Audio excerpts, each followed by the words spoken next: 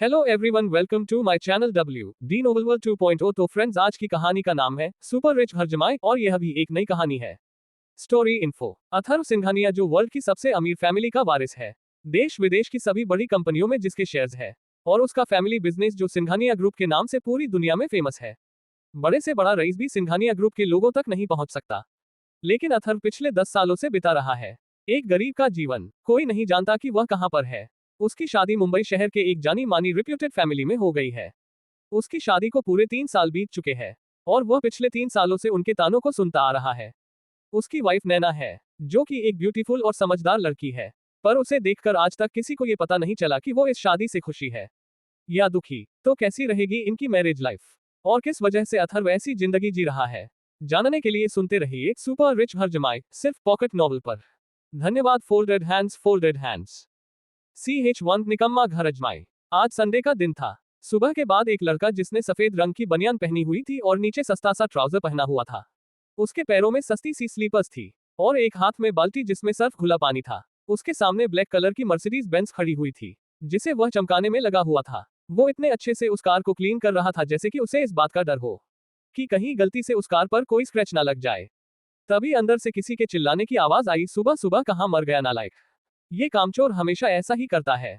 इसने अभी तक मेरे कपड़ों पर इस्त्री क्यों नहीं की? इसे पता नहीं है कि मुझे आज एक इम्पोर्टेंट मीटिंग में जाना है। पर वो लड़का तो अपनी मस्ती में ही मस्त था, उसे कहाँ कुछ सुनाई दे रहा था। उन लोगों ने पूरा घर छान मारा, तभी किसी की भारी भरकम आवाज आई, तुम क्यों उस बेचारे के पीछे लगे रहते हो? तुम्हें पता नहीं है आज संडे है? वो जरूर मेरी गाड़ी को चमकाने में लगा होगा। ये थे उस फैमिली के हेड मिस्टर भार्गव अग्रवाल और उनके 2 बेटे थे, एक विजय और दूसरा शशिकांत। दोनों बेटे एक ही जगह पर रहते थे पर उनका मेंशन अलग अलग था और इन दोनों के माता पिता कहीं भी रह सकते थे, उन्हें कोई रोक टोक नहीं थी। पर भार्गव अग्रवाल ने एक फैसला ऐसा लिया था जिसकी वजह से उनके परिवार वाले ही उनसे नाराज रहने लगे थे। और को फैसला था नैना की शादी एक लो क्लास लड़के से करना, जो उनकी नजरों में एक निकम्मे नालायक कामचोर के अलावा कुछ भी नहीं था। विजय नैना के पिता थे। वो चिल्लाते हुए बाहर चले गए थे। बाहर एक लड़का जो दिखने में ही ऐसा लग रहा था कि जैसे इसने कभी जिंदगी में अच्छे कपड़े तो देखे ही नहीं है। उस लड़के को देखकर विजय का गुस्सा हमेशा 7वें आसमान पर चला जाता था।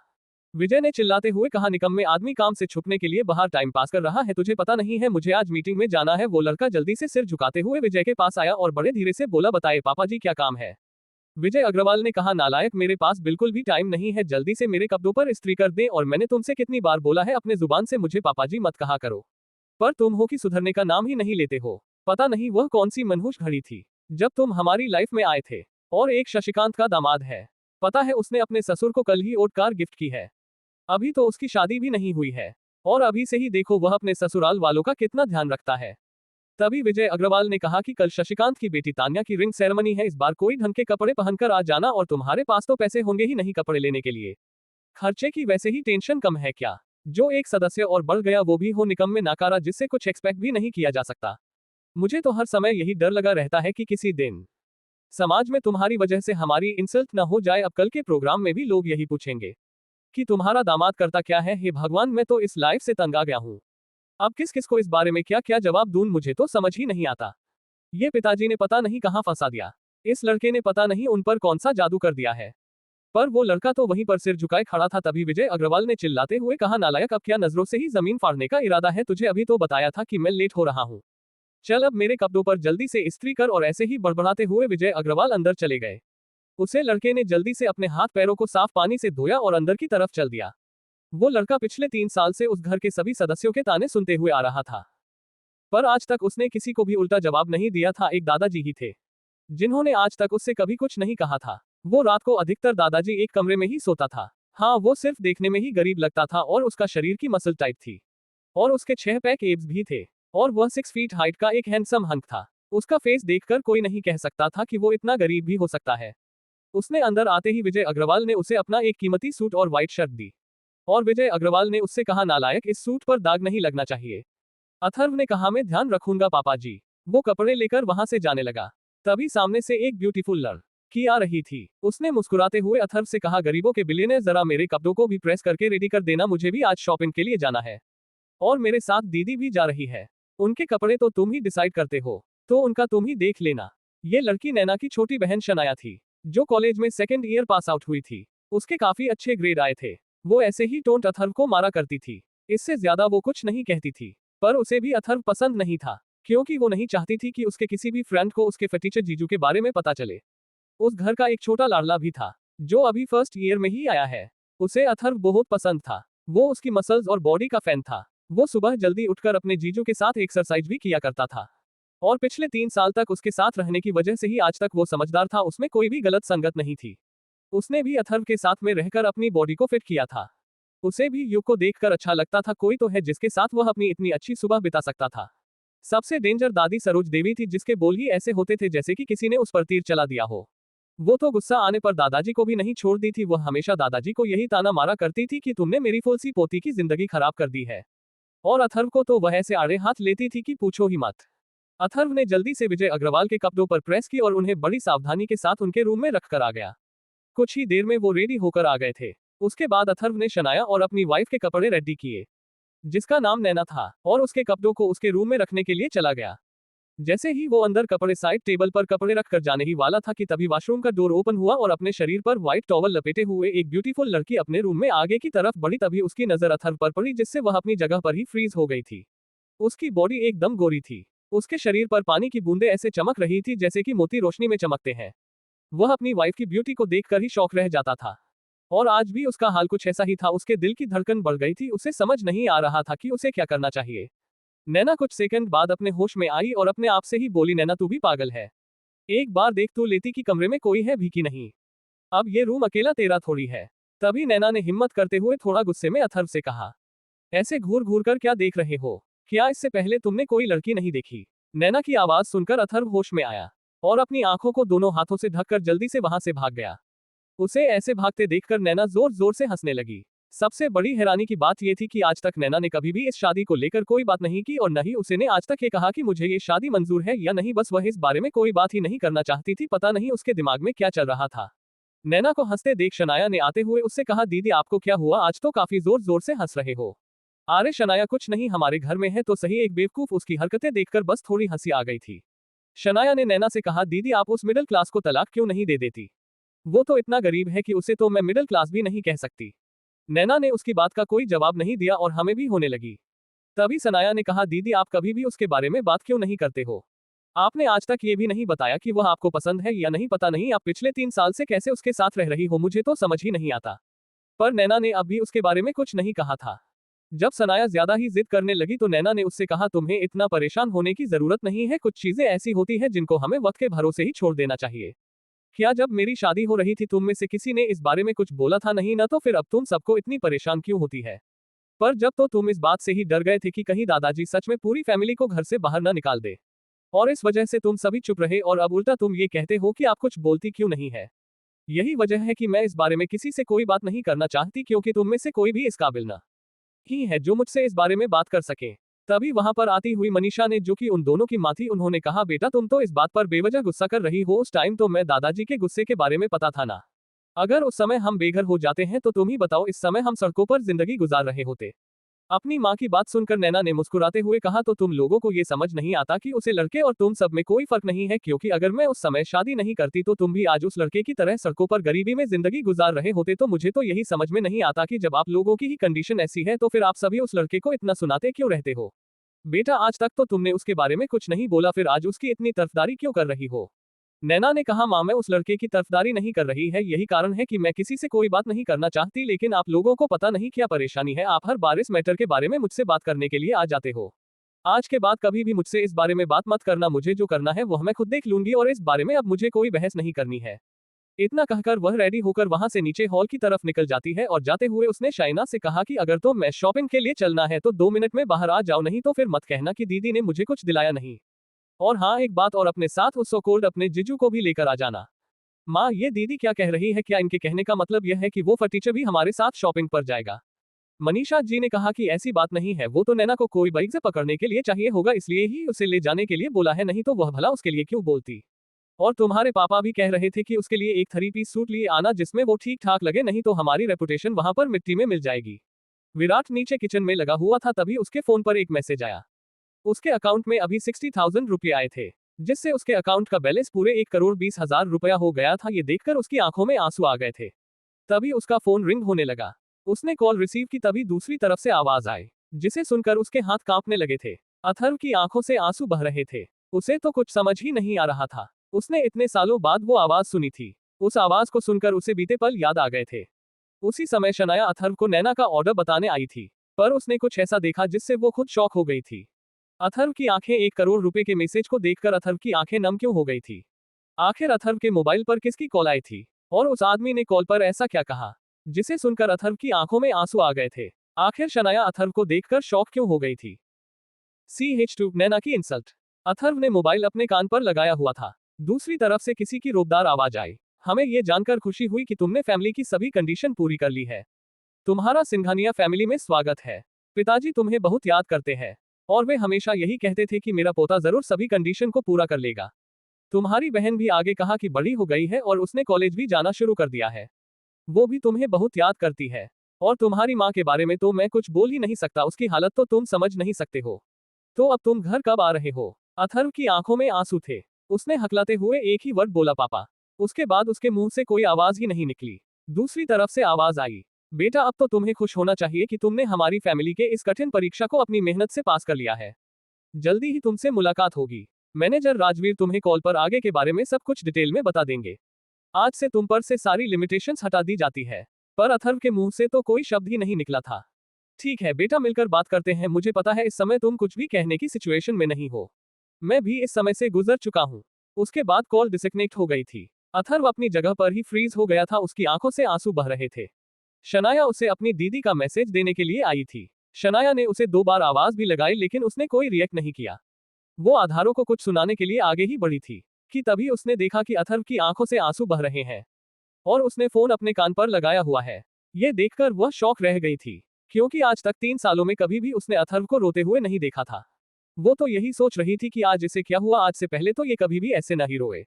शनाया सार्थक को पसंद नहीं करती थी, लेकिन पता नहीं फिर भी उसे क्यों आथा के लिए बुरा फील हो रहा था। शनाया ने उसके पास जाकर बड़े प्यार से कहा कि तुम्हें क्या हुआ। एकदम से सनाया की आवाज सुनकर अथर्व होश में आया और उसके हाथ से हड़बड़ी में फोन छूट गया। उसने अटकते हुए सनाया से कहा कि क्या तुम्हें कोई काम है। सनाया ने कहा कि अगर मुझे कोई काम होगा तो ही मैं तुम्हें बोल सकती हूँ। दीदी ने कहा है कि वो शॉपिंग पर जा रही है और उन्होंने तुम्हें भी आने के लिए कहा है। ये सुनकर तो तारों की खुशी का ठिकाना नहीं था। वह जल्दी से रेडी होने के लिए चला गया था। उसने वार्डरोब से एक जीन्स की पैंट निकाली और एक टी शर्ट पहनकर वो 5 मिनट में ही रेडी होकर बाहर की तरफ जाने लगा। तभी मनीषा जी ने कहा कि मेरी बेटी से थोड़ा डिस्टेंस बनाकर रखना, क्योंकि तुम्हें पता है कि अभी तक बाहर हमने किसी को ये नहीं बताया है कि तुम हमारे दामाद हो। उसने सिर झुकाकर कहा, जी मम्मी जी ऐसा ही होगा। इतना कहकर वह जल्दी से बाहर निकाला गया, क्योंकि उसे पता था कि अगर मम्मी जी स्टार्ट हो गई तो वह जल्दी से रुकने का नाम नहीं लेगी। सनाया तो अपनी मस्ती में आ रही थी। वो सोच रही थी कि अभी अथर्व थोड़ा टाइम लगाएगा। उसके दिमाग में ये भी चल रहा था कि आखिर आप तरफ रो क्यों रहा था। उसे कुछ समझ नहीं आया था, पर उसे इतना पता चल गया था जरूर कोई तो बात है। पर वो ये बात अथर्व से कैसे पूछे। उसने कहा, मुझे आखिर उसके लिए क्यों फर्क पड़ रहा है। छोड़ उसकी बातें, हाँ एक बार ये बात दीदी को जरूर बता दूंगी। जैसे ही शनाया बाहर पहुंची वह अथर्व को देखकर हैरान रह गई थी। उसने कहा, ये बेवकूफ इतनी जल्दी कैसे आ गया, आज तो जरूर दीदी से डांट पड़ेगी। उन्होंने पहले ही कहा था कि मैं बाहर तुम्हारा इंतजार कर रही हूँ। सनाया जल्दी से दौड़कर आई और कार में बैठ गई। उसके बाद अथर्व पीछे बैठने लगा, लेकिन नैना ने कहा कि मैं तुम लोगों की ड्राइवर नहीं हो, जो भी तुम पीछे बैठोगे और मैं तुम्हें ले चलूंगी। इतना सुनते ही अथर्व जल्दी से पीछे का डोर बंद करके आगे की तरफ बैठ गया। लेकिन अथर्व हमेशा शांत रहता था। उसकी आज तक भी कभी हिम्मत नहीं हुई थी कि वह नैना के सामने उसे नजर उठाकर देख सके। और वो पूरी रात नैना को निहारता रहा था जब वह सो जाती थी। वो एक दिन दादाजी के पास सोता था और एक दिन नैना के कमरे में, लेकिन वह हमेशा ही फर्श पर सोता था। और उसने कभी भी इस बात की शिकायत नहीं की थी। हालांकि नैना ने उससे कभी नहीं कहा था कि तुम फर्श पर सोओगे। उसने शादी की पहली रात ही एक पतली सी चादर उठाई और साइड में फर्श पर ही सो गया। ये देखकर नैना को बड़ी हैरानी हुई थी, क्योंकि उसने ये एक्सपेक्ट नहीं किया था कि यह लड़का इतना इनोसेंट भी हो सकता है। पहले तो उसने सोचा कि ये कहीं इसका कोई ड्रामा तो नहीं है, लेकिन दिन बीतते चले गए और उनकी शादी को काफी टाइम हो गया था। तब जाकर नैना को यकीन हुआ था कि उस लड़के का नेचर ही ऐसा है।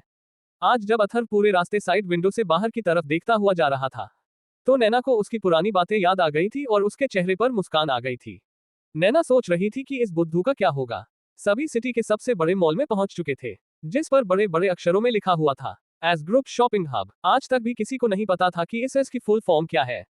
नाना ने कार को पार्किंग में लगाया और वहां से शनाया के साथ सीधे लिफ्ट की तरफ जाने लगी। अथर्व भी उनके पीछे पीछे चल दिया। तीनों लिफ्ट से होते हुए मॉल में चले गए थे। सार्थक कपड़ों से देखने में ही मिडिल क्लास लग रहा था, पर नैना को इस बात से कोई फर्क नहीं पड़ता था। नैना दिखने में एक एलिगेंट लड़की लगती थी। उसने इस टाइम एक ब्राउन टॉप और व्हाइट जीन्स पहनी हुई थी। वो जहाज से भी निकाल दी थी, एक बार लड़के उसे मुड़कर जरूर देखते थे। और एक अथर्व था, जो आज तक भी उसे नजर उठाकर नहीं देखता था, और नहो से कुछ भी कहती थी तो अथर्व सिर झुकाकर मान लेता था। अग्रवाल फैमिली में नैना और युग दोनों ही ऐसे थे, जिन्होंने आज तक कभी भी अथर्व की इंसल्ट नहीं की थी। वो तीनों एक ब्रांडेड लेडीज डिपार्टमेंट में चले गए थे। वहां पर नैना ने कुछ ड्रेसेस ट्राई किए, पर हर बार वो अथर्व के चेहरे के एक्सप्रेशन अपनी तिरछी नजरों से नोटिस कर रही थी। शनाया और सेल्स गर्ल सभी नैना को हर ड्रेस में ब्यूटीफुल बता रही थी, लेकिन अभी तक नैना ने कोई ड्रेस सिलेक्ट नहीं की थी। तभी सेलेशरल ने एक ब्लैक कलर की long one piece sleeveless dress दिखाए। उसे देखकर ही विराट के चेहरे पर मुस्कान आ गई थी, जो नैना ने देख ली थी। जैसे ही नैना उस ड्रेस को ट्राई करके एक्सचेंज रूम से आई तो अथर्व की नजरें तो उसी पर ठहर गई। नैना उस ड्रेस में बहुत ज्यादा ब्यूटीफुल लग रही थी। उसे देखकर अथर्व के एक्सप्रेशन बिल्कुल चेंज हो गए थे। उसकी आंखों में साफ दिखाई दे रहा था कि वो ड्रेस नैना पर इतनी ब्यूटीफुल लग रही है। नैना ने तिरछी नजरों से सब कुछ नोटिस कर लिया था। उसे विश्वास नहीं हो रहा था कि अथर्व की चॉइस इतनी बेस्ट हो सकती है। शनाया ने कहा, दीदी आपकी चॉइस एकदम बेस्ट है। अगर आपकी जगह मैं होती तो अब तक दोनों में से ही कोई ड्रेस सिलेक्ट कर लेती थी, क्योंकि सभी एक से बढ़कर एक थी, लेकिन आपने जो ड्रेस सिलेक्ट किया है उससे अच्छा इस शॉप में कुछ भी नहीं है। तभी सेल्स गर्ल ने कहा, मैं ये हमारा सबसे न्यू कलेक्शन है और ये आज ही सिंगल पीस आया है। मैडम ये ड्रेस पूरे 15 लाख की है। मैंने इससे पहले इसलिए नहीं दिखाया था कि पता नहीं आप इसे अफोर्ड कर पाओगे या नहीं। नैना एक समझदार लड़की थी। उसने प्राइस सुनकर उस लड़की से कहा, नहीं मैं इतनी महंगी तरह सपोर्ट नहीं कर सकती, आप मुझे कुछ और दिखाए। अथर्व को बिल्कुल अच्छा नहीं लगा था कि पैसों की वजह से उसकी वाइफ उस ड्रेस को नहीं ले रही थी, पर इस समय अथर्व कुछ नहीं कर सकता था। जब सनाया ने उस ड्रेस के लिए मना किया था तो उस सेल्स गर्ल का भी मुंह बन गया था। उसने बड़े धीरे से कहा कि जब औकात ही नहीं है तो फिर शॉपिंग करने के लिए आते ही क्यों है, हमारा टाइम और वेस्ट करते हैं। वहां पर कुछ कपल्स और आए हुए थे, वो भी उन तीनों को देखकर हंस रहे थे। उन्होंने भी उस सेल्स गर्ल की बात सुनी थी। बाकी की सेल्स गर्ल उनको अटेंड करने में बिजी थी। उन तीनों ने भी उस सेल्स गर्ल की बात सुन ली थी। अथर्व को उस सेल्स गर्ल पर काफी गुस्सा आया था, पर उसने कुछ बोलना ठीक नहीं समझा। शनाया ने सेल्स गर्ल से कहा, तुम किससे औकात की बात कर रही हो? मेरी दीदी अग्रवाल ग्रुप की होने वाली सीईओ है और उनका सालाना पैकेज 1 करोड़ से ऊपर का है और उन्हें सालाना 50 लाख से ज्यादा का इंसेंटिव मिलता है। वो सेल्स गर्ल शनाया को देखकर ऐसे मुस्कुरा रही थी जैसे कि वह किसी बेवकूफ को देख रही हो। तभी अथर्व का फोन पर रिंग हुआ।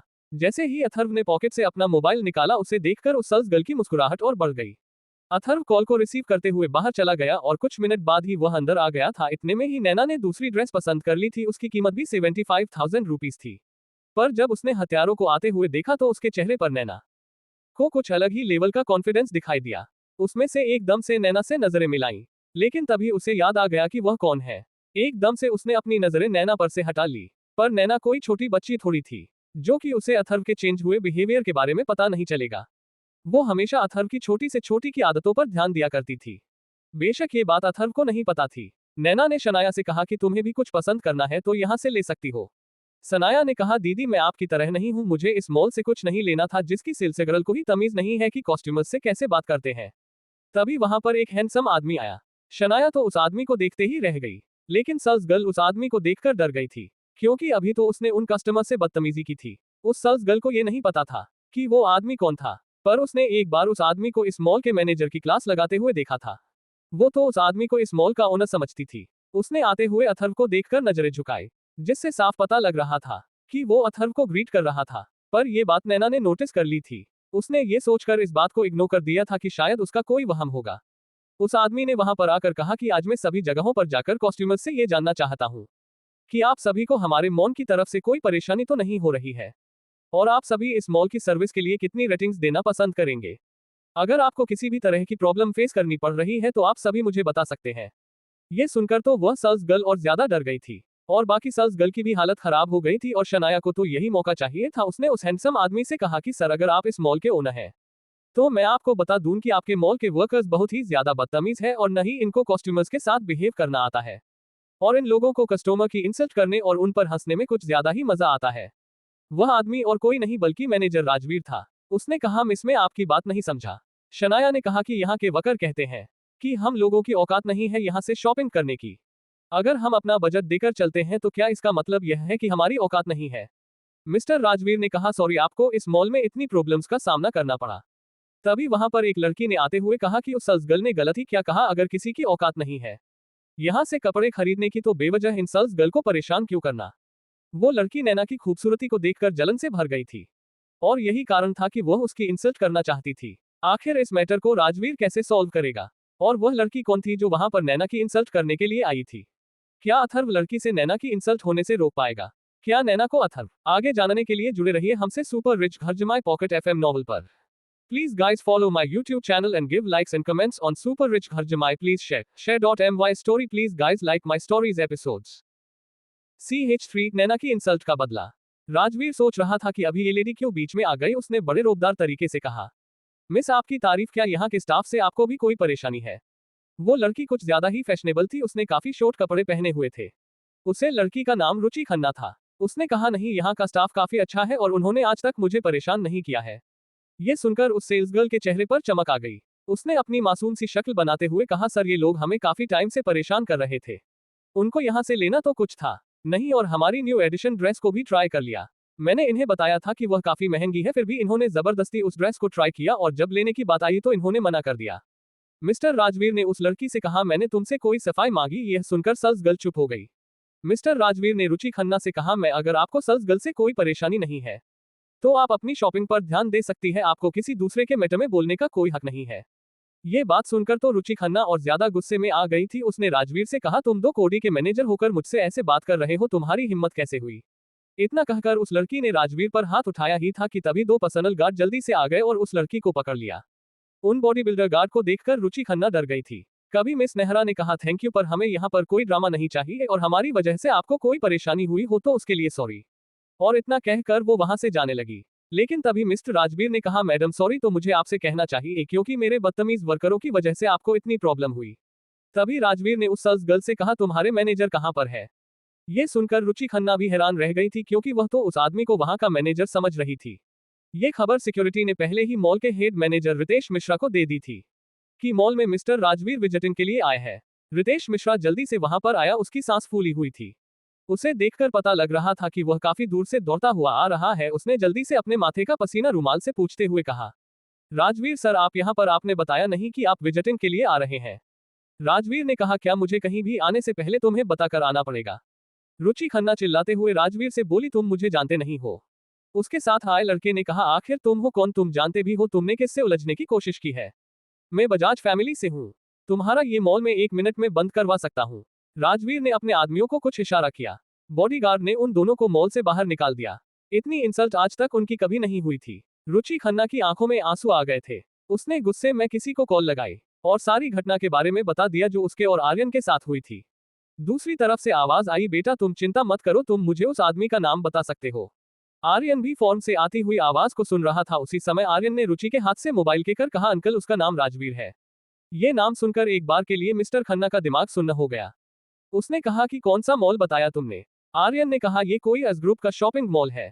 ये सुनकर मिस्टर खन्ना की हालत खराब हो गई थी। उसने अपना पसीना पोंछते हुए आर्यन से कहा, बेटा मैं वहीं पर आ रहा हूं और मैं मिस्टर बजाज को भी इस बारे में बता दूंगा। और याद रखना, तुम्हें हमारे आने से पहले कुछ भी नहीं करना है। आर्यन बजाज को यह समझ में नहीं आया कि उन्होंने ऐसा क्यों कहा कि तुम्हें कुछ भी करने की जरूरत नहीं है। लेकिन तभी उसके चेहरे पर मुस्कुराहट आ गई। उसने सोचा कि करना अंकल ये सोचकर डर गए होंगे कि मैं इस मॉल में कोई तोड़फोड़ ना कर दूं। राजवीर की बात सुनकर सेल्स गर्ल ने कहा, सिर मैडम अभी किसी पर्सनल काम से बाहर गई है, वो अभी आती होंगी। ये सुनकर राजवीर का गुस्सा और ज्यादा बढ़ गया था। राजवीर ने कहा, आज से तो मैं और तुम्हारी मैडम को यहाँ पर आने की कोई जरूरत नहीं है। तुम सभी को तुम्हारा रेसिग्नेशन लेटर मिल जाएगा। ये सुनकर मिश्रा काफी डर गया था। उसने सोचा कि उसकी नौकरी भी गई। तभी राजवीर ने कहा, मिश्रा इन सबका हिसाब क्लियर करके इन्हें यहाँ से निकालो। और याद रहे, आगे से सभी सेल्स वर्कर की प्रॉपर ट्रेनिंग होनी चाहिए। आगे से मुझे ये गलती दोबारा दिखाई दी तो तुम जानते हो तुम्हारे साथ क्या होगा। उसने उस सेल्स गर्ल से वो ड्रेस मंगाई जिसके लिए उसने नैना को इतना सुनाया था। नैना ने कहा, सर मुझे इस सेल्स गर्ल से कोई परेशानी नहीं है। तभी वो सेल्स गर्ल रोते हुए उस ड्रेस को लेकर आ गई थी। राजवीर ने नैना से कहा, मिस आप सभी से मैं इस मॉल की तरफ से माफी मांगता हूं और आगे से आपके साथ कभी भी ऐसा नहीं होगा। राजवीर ने वो ड्रेस मिस नैना को देते हुए कहा, मिस ये हमारी तरफ से आपके लिए। मिस नैना ने कहा, सर मैं ये ड्रेस नहीं ले सकती। मिस्टर राजवीर ने कहा, मिस ये सरप्राइज गिफ्ट आज का विनिंग प्राइज था। इस ड्रेस के लिए हमारे सभी मॉल्स में ये अनाउंस किया गया था कि जो भी इस ड्रेस को सबसे पहले ट्राई करेगा उससे ये ड्रेस गिफ्ट में दी जाएगी और आज अपने सबसे पहले ये ड्रेस ट्राई की थी। ये सुनकर शनाया तो काफी खुश हो गई थी, लेकिन नैना ने कहा, सर मुझे पता है ये आप अपोलॉजी के लिए मुझे देना चाहते हैं और इसलिए मैं ये एक्सेप्ट नहीं कर सकती। तभी मिस्टर राजवीर ने अपने फोन से उस ड्रेस की एक प्रोफाइल निकालकर दिखाई जिसमें साफ साफ लिखा हुआ था सरप्राइज विनिंग गिफ्ट और उस पर वही ड्रेस छपी हुई थी। पर उस पर एक जेम्स सूट भी था जो उसी के मैचिंग का था। उसकी कीमत 35 लाख रुपया थी।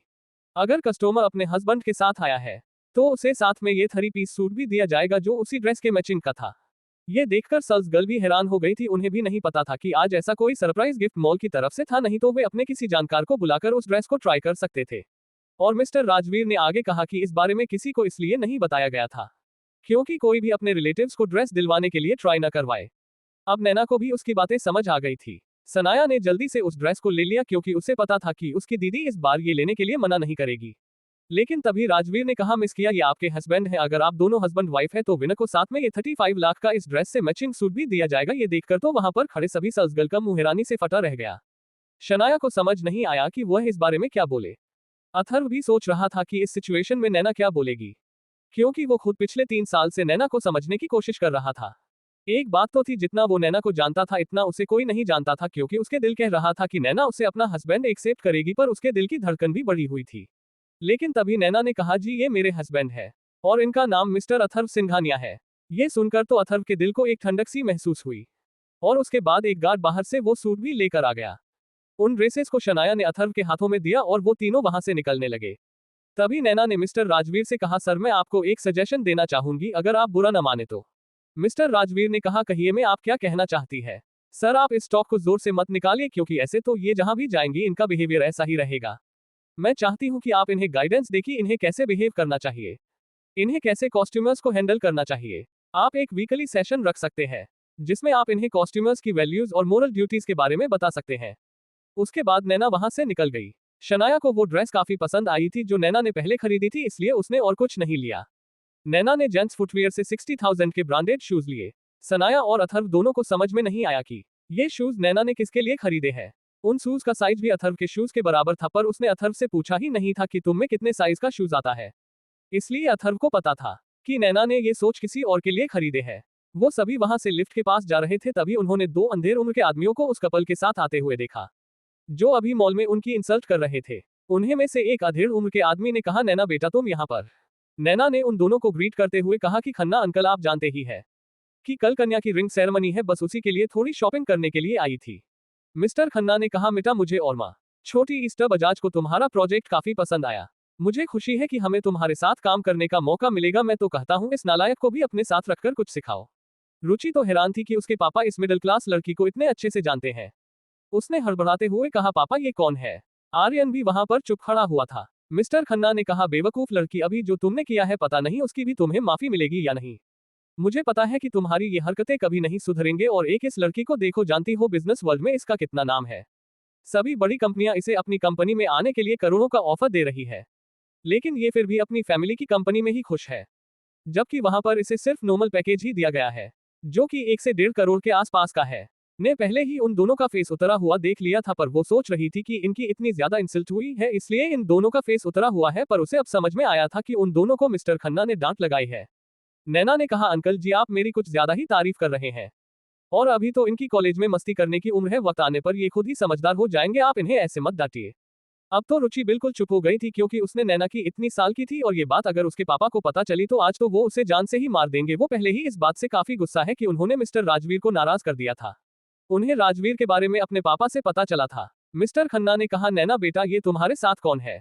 नैना ने मुस्कुराते हुए कहा, अंकल जी ये मेरी छोटी सिस्टर है सनाया, और ये मेरे हस्बैंड मिस्टर अथर्व सिंघानिया है। अगर आपको मेरी स्टोरी पसंद आई हो तो please share share share share और like on my story on Pocket Novels. Please subscribe my channel, give likes on episodes, give likes. ये सुनकर तो मिस्टर खन्ना अपनी जगह पर ही शौक रह गए, क्योंकि कल होने वाले फंक्शन में वो तो नैना का हाथ अपने बड़े बेटे के लिए मांगने वाले थे, और अब उन्हें पता चल रहा था कि वो पहले से ही मैरिड है। एक बार के लिए तो उनके मुंह से कोई वर्ड ही नहीं निकला। फिर हिचकते हुए उन्होंने कहा, आप दोनों से मिलकर हमें अच्छा लगा। पर उन्हें समझ में नहीं आ रहा था कि ये लड़का कौन सी बड़ी फैमिली से था। दूसरी तरफ अथर्व और शनाया दोनों ही नैना के वर्ड सुनकर शॉक थे। उन्होंने यह एक्सपेक्ट नहीं किया था कि नैना अपने रिलेशन को ऐसे किसी के सामने जाहिर करेगी। जब तो वे दोनों सोच रहे थे कि चलो सरप्राइज गिफ्ट के लिए नैना ने उसे अपने हस्बैंड बताया था, लेकिन अब तो उनकी हैरानी का ठिकाना ही नहीं था। अथर्व को वहां पर देखकर मिस्टर राजवीर भी वहां पर आ गए। उन्होंने कहा, मिस्टर अथर्व आप अभी तक गए नहीं। उसके वहां आने का रीजन रुचि खन्ना थी, क्योंकि उसने दूर से ही रुचि खन्ना को वहां पर देख लिया था। अथर्व ने कहा हम बस जा ही रहे थे। तभी मिस्टर राजवीर ने कहा ये लड़की फिर से आपको परेशान तो नहीं कर रही है। ये सुनकर मिस्टर खन्ना को एक और बड़ा शौक लगा। उसे समझने में देर नहीं लगी कि यही मिस्टर राजवीर है। मिस्टर खन्ना ने एक बार ये कंफर्म करने के लिए उनसे पूछा आप ही मिस्टर राजवीर है? मिस्टर राजवीर ने कहा जी हाँ बताइए आपको कोई परेशानी है। उन दोनों ने तुरंत ही अपने बच्चों के लिए माफी मांगते हुए कहा साथ इनसे गलती हो गई। आखिर मिस्टर राजवीर वहां पर कैसे आए थे? क्या उस ड्रेस को सच में ही सरप्राइज गिफ्ट के रूप में रखा गया था, या इसके पीछे भी कोई वजह थी? आखिर मिस्टर खन्ना को जब अथर्व के बारे में पता चलेगा कि वह एक मिडिल क्लास है तो उसे कैसा लगेगा? क्या वो भी अथर्व की इंसल्ट करेंगे? आगे जानने के लिए जुड़े रहिए हमसे सुपर रिच घर जमाई पॉकेट एफएम नॉवल पर। Please guys subscribe my YouTube channel or give likes and comments on Super Rich Ghar Jamai. Please share.my story. Please guys like my stories episodes. CH4 नैना की आंखों में आंसू। ये अभी बच्चे हैं, इन्हें पता नहीं है कि बाहर कैसे बिहेवियर किया जाता है।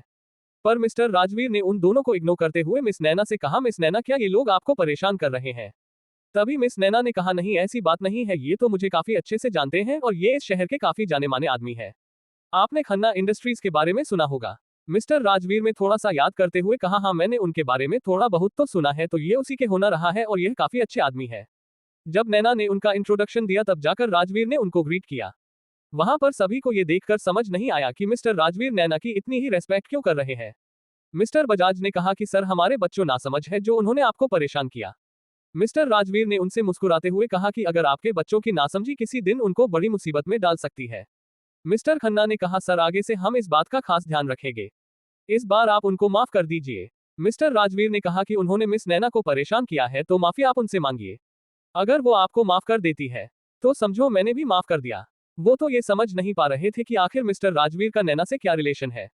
नैना तो यही सोच रही थी कि मिस्टर राजवीर अपने कॉस्ट्यूमर का कुछ ज्यादा ही ध्यान रखते हैं। उन्हें अपने मॉल में बदतमीजी बिल्कुल भी पसंद नहीं है। एकदम से नैना ने कहा अंकल आपको मुझसे माफी मांगने की कोई जरूरत नहीं है, मैं इन दोनों से नाराज नहीं हूँ और ये भी मेरे लिए शनाया की तरह ही है। नैना की बात सुनकर मिस्टर राजवीर ने कहा अगर नाना जी को कोई परेशानी नहीं है तो मुझे भी इनसे कोई प्रॉब्लम नहीं है, लेकिन आपको इन पर थोड़ा ध्यान देना चाहिए। इतना कहकर राजवीर वहां से चले गए। अब जाकर उन दोनों की टेंशन खत्म हुई थी। उन्होंने कहा नैना बेटा थैंक यू हमें इतनी बड़ी मुसीबत से निकालने के लिए। नैना ने कहा आप मिस्टर राजवीर से इतना ज्यादा क्यों डर रहे थे? तभी मिस्टर बजाज ने कहा पिता वो कोई नॉर्मल आदमी नहीं है, उनसे मिलने के लिए महीनों पहले ही अपॉइंटमेंट लेनी पड़ती है। ये सुनकर नैना को बहुत ज्यादा आश्चर्य हुआ और अथर्व के चेहरे पर मुस्कुराहट थी। मिस्टर बजाज ने कहा कि बेटा तुमने सिंघानिया ग्रुप का नाम सुना है? अंकल जी आप किस सिंघानिया ग्रुप की बात कर रहे हो? बेटा पूरे वर्ल्ड में एक ही तो सिंघानिया फैमिली है। नैना ने कहा अंकल जी आप कहीं वर्ल्ड की सबसे रिचेस्ट फैमिली की बात तो नहीं कर रहे हो? मिस्टर बजाज ने कहा हाँ बेटा ये मिस्टर राजवीर उन्हीं से रिलेटेड है।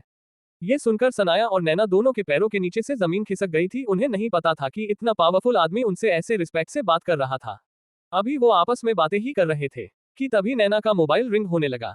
उसने जैसे ही कॉल रिसीव की दूसरी तरफ से आवाज आई नैना कहाँ पर हो? मैं तुम्हारा दर पर इंतजार कर रही हूँ और मुझे बुलाकर तुम पता नहीं कहाँ पर चली गई। नैना ने कहा यार मैं अभी आ रही हूँ। नैना ने उन दोनों से जाने की परमिशन ली। उसके बाद वो शनाया और अथर्व के साथ वहां से पार्किंग के लिए निकल गई। आज अथर्व की खुशी का ठिकाना ही नहीं था, क्योंकि आज नैना ने उसे 2 बार हस्बैंड कहकर इंट्रोड्यूस किया था। ये अथर्व के लिए बहुत बड़ी बात थी। वो कार में बैठे हुए मुस्कुरा रहा था। नैना भी उसे तिरछी नजरों से देख रही थी। वो सोच रही थी कि अब इसे क्या हुआ। उसके चेहरे पर मुस्कान देखकर नैना के चेहरे पर भी मुस्कुराहट आ गई। गाड़ी में ही शनाया ने कहा दीदी आपने उस सल्स गर्ल की इतनी बदतमीजी को क्यों टॉलरेट किया? आप उस ड्रेस को खरीद कर उसका मुंह भी तो बंद कर सकती थी। शनाया की बात सुनकर नैना ने कहा तुम अभी इस बात को नहीं समझोगी, ऐसी कंडीशन तो तुम्हारी लाइफ में आती ही रहेगी, लेकिन चलो अभी तो हम उस ड्रेस को अफोर्ड कर सकते थे, लेकिन अभी सिचुएशन ऐसी भी आ सकती है कि वो चीज हमारी पहुंच से बाहर हो, और तब हम क्या करेंगे? इसलिए इन छोटी बातों को अपनी इंसल्ट नहीं समझना चाहिए। आखिर वो लोग होते कौन हैं जो हमें जज करेंगे? हमें तो अपनी लाइफ अपने तरीके से ही जीना पसंद करेंगे। अपनी वाइफ की सोच देखकर अथर्व के चेहरे की मुस्कान और बड़ी हो गई। उसने अपने आप से ही कहा my wife, nothing in the world will be out of your reach and neither will I have to face such a situation because no one has the guts to insult the daughter in law of the Singhania family. वो सभी Agarwal mention के सामने पहुंच गए थे। वहां पर 2 mention जो दिखने में बिल्कुल एक जैसे थे। दोनों ही मेंशन बहुत अट्रैक्टिव थे। एक विजय अग्रवाल का मेंशन था और दूसरा शशिकांत का मेंशन था। एक मेंशन के सामने चमचमाती हुई ओट कार खड़ी थी, जो शशिकांत के दामाद ने उसे गिफ्ट की थी। अथर्व ने कार से शॉपिंग बैग निकाले, उन्हें लेकर नैना और शनाया के साथ चल दिया। मेंशन के बड़े से हॉल में सोफे पर एक ब्यूटीफुल लड़की बैठी हुई थी। उसे देखकर सनाया ने कहा जिया दीदी आप कब आए? जिया ने कहा तो मैं शॉपिंग से फुर्सत हो तो हमारी याद आए। नैना ने कहा अच्छा तुम तो ऐसे कह रही हो जैस कि मैंने तुमसे चलने के लिए बोला ही ना हो। तभी जिया ने कहा तुम आज शॉपिंग के लिए इस गाड़ी के महान आदमी को लेकर गई थी, ऐसे में मैं तुम्हारे साथ जाकर क्या करती। नैना ने कहा जिया अब तुम फिर से शुरू मत हो जाना, मैंने तुमसे कितनी बार कहा है कि इस मैटर में मुझे किसी की कोई बात नहीं सुननी। एक तो मैं पहले ही आज काफी थक गई हूँ और ऊपर से तुम और मेरा दिमाग खाने लगी। तभी वहां पर मनीषा जी ने आते ही चिल्लाते हुए कहा खड़ा खड़ा हम सबका मुंह क्या देख रहा, जा सबके लिए कोल्ड कॉफी बनाकर लेकर आ। मुझे लगता है कि आज तुम बाहर क्या चले गए तो मैं भी बाहर की हवा लग गई है जो ऐसे खड़े हो। अथर्व ने धीरे से कहा कि मॉम में अभी कॉफी लेकर आया। वो जल्दी से नैना के रूम में शॉपिंग बैग रखने के लिए चला गया और वहां से आकर किचन में कॉफी बनाने लगा। नैना बेटा एक तो इसका पूरा दिन ये नहीं पता था कि ये रहता था और न ही इसने आज तक घर में एक भी रुपया खर्चे में दिया है। ऊपर से इसके नखरे इतने बढ़ गए कि अब ये संडे के दिन भी काम नहीं करता। पर नैना ने इस बात पर कोई प्रतिक्रिया नहीं दी। मनीषा जी ने जिया से कहा बेटा तुम ही इसे समझाओ, अभी उसकी उम्र ही क्या है, तुम्हें पता है इसके लिए काफी अच्छे अच्छे घरों से रिश्ते आ रहे हैं, पर ये इस बारे में कोई बात ही नहीं करती। पता नहीं इस लड़की के मन में क्या चलता रहता है। जिया ने कहा कि आंटी मैं इसे काफी बार समझा चुकी हूँ और मेरी बातों को इन पर कोई असर नहीं पड़ता, उल्टा ये मुझसे नाराज और हो जाती है। तभी अथर्व कोल्ड कॉफी लेकर आ जाता है। वो भी सारी बातों को सुन रहा था, उसको तो यही बातें सुनते हुए 3 साल बीत गए थे, पर आज तक नैना ने इन बातों का कोई जवाब नहीं दिया था, इसलिए उसे इन बातों से कोई फर्क नहीं पड़ता था। अथर्व के हाथ की कोल्ड कॉफी का एक सिप लेते ही नैना को बड़ा अच्छा लगा। उसे अथर्व के हाथ की बनाई हुई सभी चीजें पसंद आती थी और अथर्व भी चोरी छुपे उसके चेहरे पर मुस्कुराहट देख लेता था जिससे उसे बड़ा सुकून मिलता था। जिया ने कहा आंटी वैसे ये कॉफी तो अच्छी बना लेता है। मनीषा जी ने कहा लेकिन कॉफी बनाने से पेट तो नहीं भर जाता।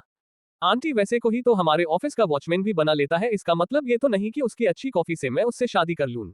पर इस बुद्धू को मैं ये बात कैसे समझाऊं। अर्थ वह भी जिया के तानों को सिर झुकाकर सुन रहा था। उसे ऐसे देखते नैना के अंदर एक अलग ही फाइट चल रही थी, जैसे कि वो अपने गुस्से पर कंट्रोल करना चाह रही है। नैना इन रोज रोज के बातों से तंग आ चुकी थी, पर वो किसी को ये नहीं बता सकती थी कि उसके दिमाग में क्या चलता रहता है। उसने सभी को इग्नोर किया और अपने कमरे में जाने लगी है। ये देखकर जिया ने कहा देखो आंटी हो गई न ये मुझसे नाराज, इसलिए मैं कह रही थी कि मुझे इस मैटर में नहीं पड़ना। जाते हुए नैना ने थोड़ी धीरे से कहा कि मुझे भूख लगी है। ये सुनकर अथर्व किचन में चला गया और नैना ऊपर अपने कमरे में चली गई। कुछ ही देर में अथर्ववेद ने वेजिटेबल राइस पुलाव और छोले बना दिए थे।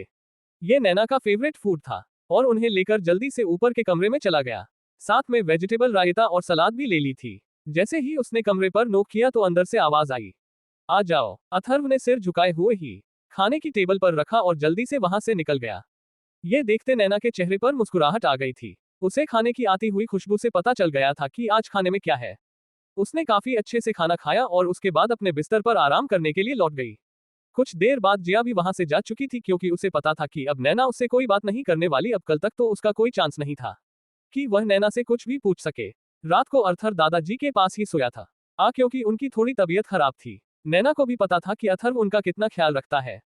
अगली सुबह का वक्त मिस्टर विजय अग्रवाल जोर जोर से चिल्ला रहे थे, कहाँ मर गया निकम्मा। तभी सीढ़ियों से दौड़ता हुआ अथर्व जल्दी से विजय अग्रवाल के पास आया और सिर झुकाकर बोला क्या हुआ पापाजी। विजय कुमार ने कहा कि पापाजी के बच्चे तूने ध्यान क्यों नहीं दिया, कल पूरी रात छत पर पानी कूदता रहा, क्या तू उसे बंद नहीं कर सकता था। लेकिन अथर्व ने कुछ नहीं कहा।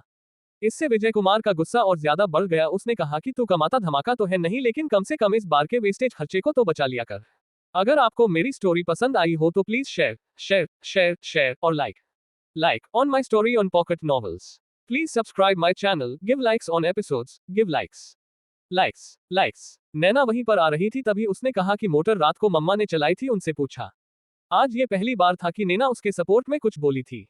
तभी मनीषा जी ने कहा बेटा मेरी तो उम्र हो गई है, शायद मेरे याद नहीं रहा, पर ये तो उस मोटर को बंद कर सकता था ना। नैना ने कहा मॉम जब आप रात के 2 बजे मोटर चलाओगे तो उसे कौन बंद करेगा। मनीषा जी को नहीं पता था कि ये बात नैना को पता थी। इस बात पर वो खिसियानी हो गई थी। उसने विजय अग्रवाल से कहा कि आप क्यों परेशान होते हैं, पता है ना आज तानिया बिटिया की सगाई है, अच्छे काम में सुबह सुबह क्यों अपना माइंड अपसेट करना। ये सुनकर विजय अग्रवाल ने उस बात को वहीं छोड़ दिया, क्योंकि उसे पता था कि सारी गलती मनीषा की है और वो ऐसा काम करती रहती थी जिससे अथर्व को सुबह उठते ही डांट पड़े। विजय कुमार ने नैना से कहा बेटा मुझे पता चला कि तुम कल शॉपिंग के लिए गई थी, क्या इसको कोई ढंग के कपड़े दिलाए। नैना ने कहा हाँ पापा मैंने कपड़े ले लिए थे। विजय कुमार ने गुस्से में अथर्व को घूरते हुए कहा कि आज पार्टी में हमारी नाक मत कटवा देना और तुम एक साइड में ही बैठ जाना ताकि किसी की तुम पर नजर न पड़े और बाकी मैं संभाल लूंगा। धीरे धीरे वक्त को बीत गया, पता ही नहीं चला। शाम का वक्त हो गया था पर नैना अभी तक कंपनी से नहीं आई थी। अथर्व को समझ नहीं आया कि नैना कहाँ रह गई। सभी रेडी होकर 7 स्टार रिजॉर्ट के लिए जा चुके थे। अथर्व को समझ नहीं आ रहा था कि वह कैसे पता लगाए कि नैना इस वक्त कहां पर है। पता नहीं क्यों अथर्व को थोड़ा अनकंफर्टेबल फील होने लगा था। तभी मेंशन का डोर ओपन हुआ।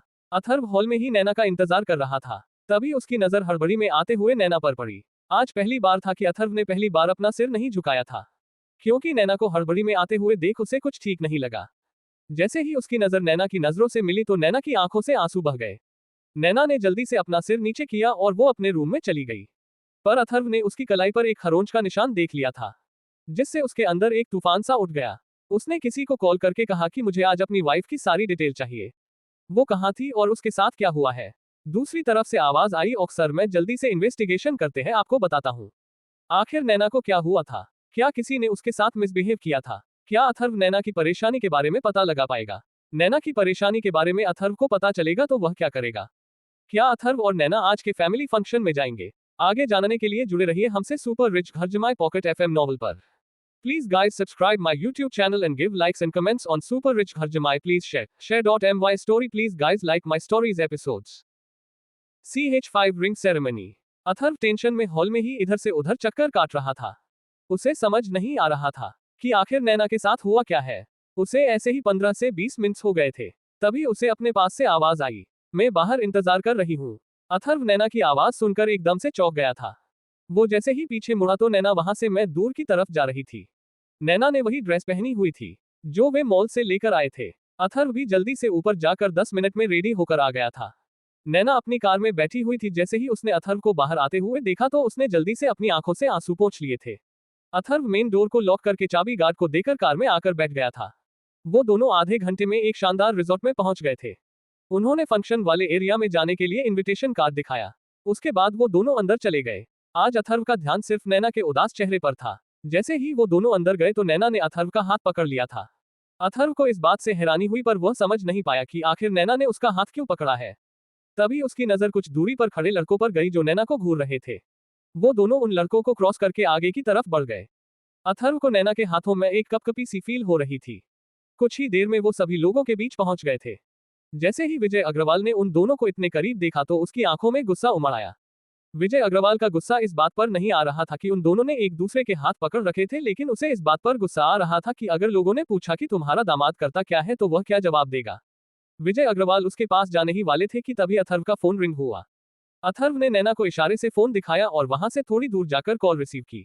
दूसरी तरफ से राजवीर की आवाज आई, सर मैंने मैडम के बारे में सारी डिटेल पता लगा लिया। पूरे दिन तो वह अग्रवाल ग्रुप के ऑफिस में ही थी, लेकिन जैसे ही वो 3 बजे वहां से निकली उनके पास उनके चाचा जी शशिकांत जी का फोन आया था। उसके बाद नैना मैम सीधे कंपनी के सामने वाले रिजॉर्ट में चली गई थी। वहां पर 2 लड़के थे जो मिस नैना का इंतजार कर रहे थे।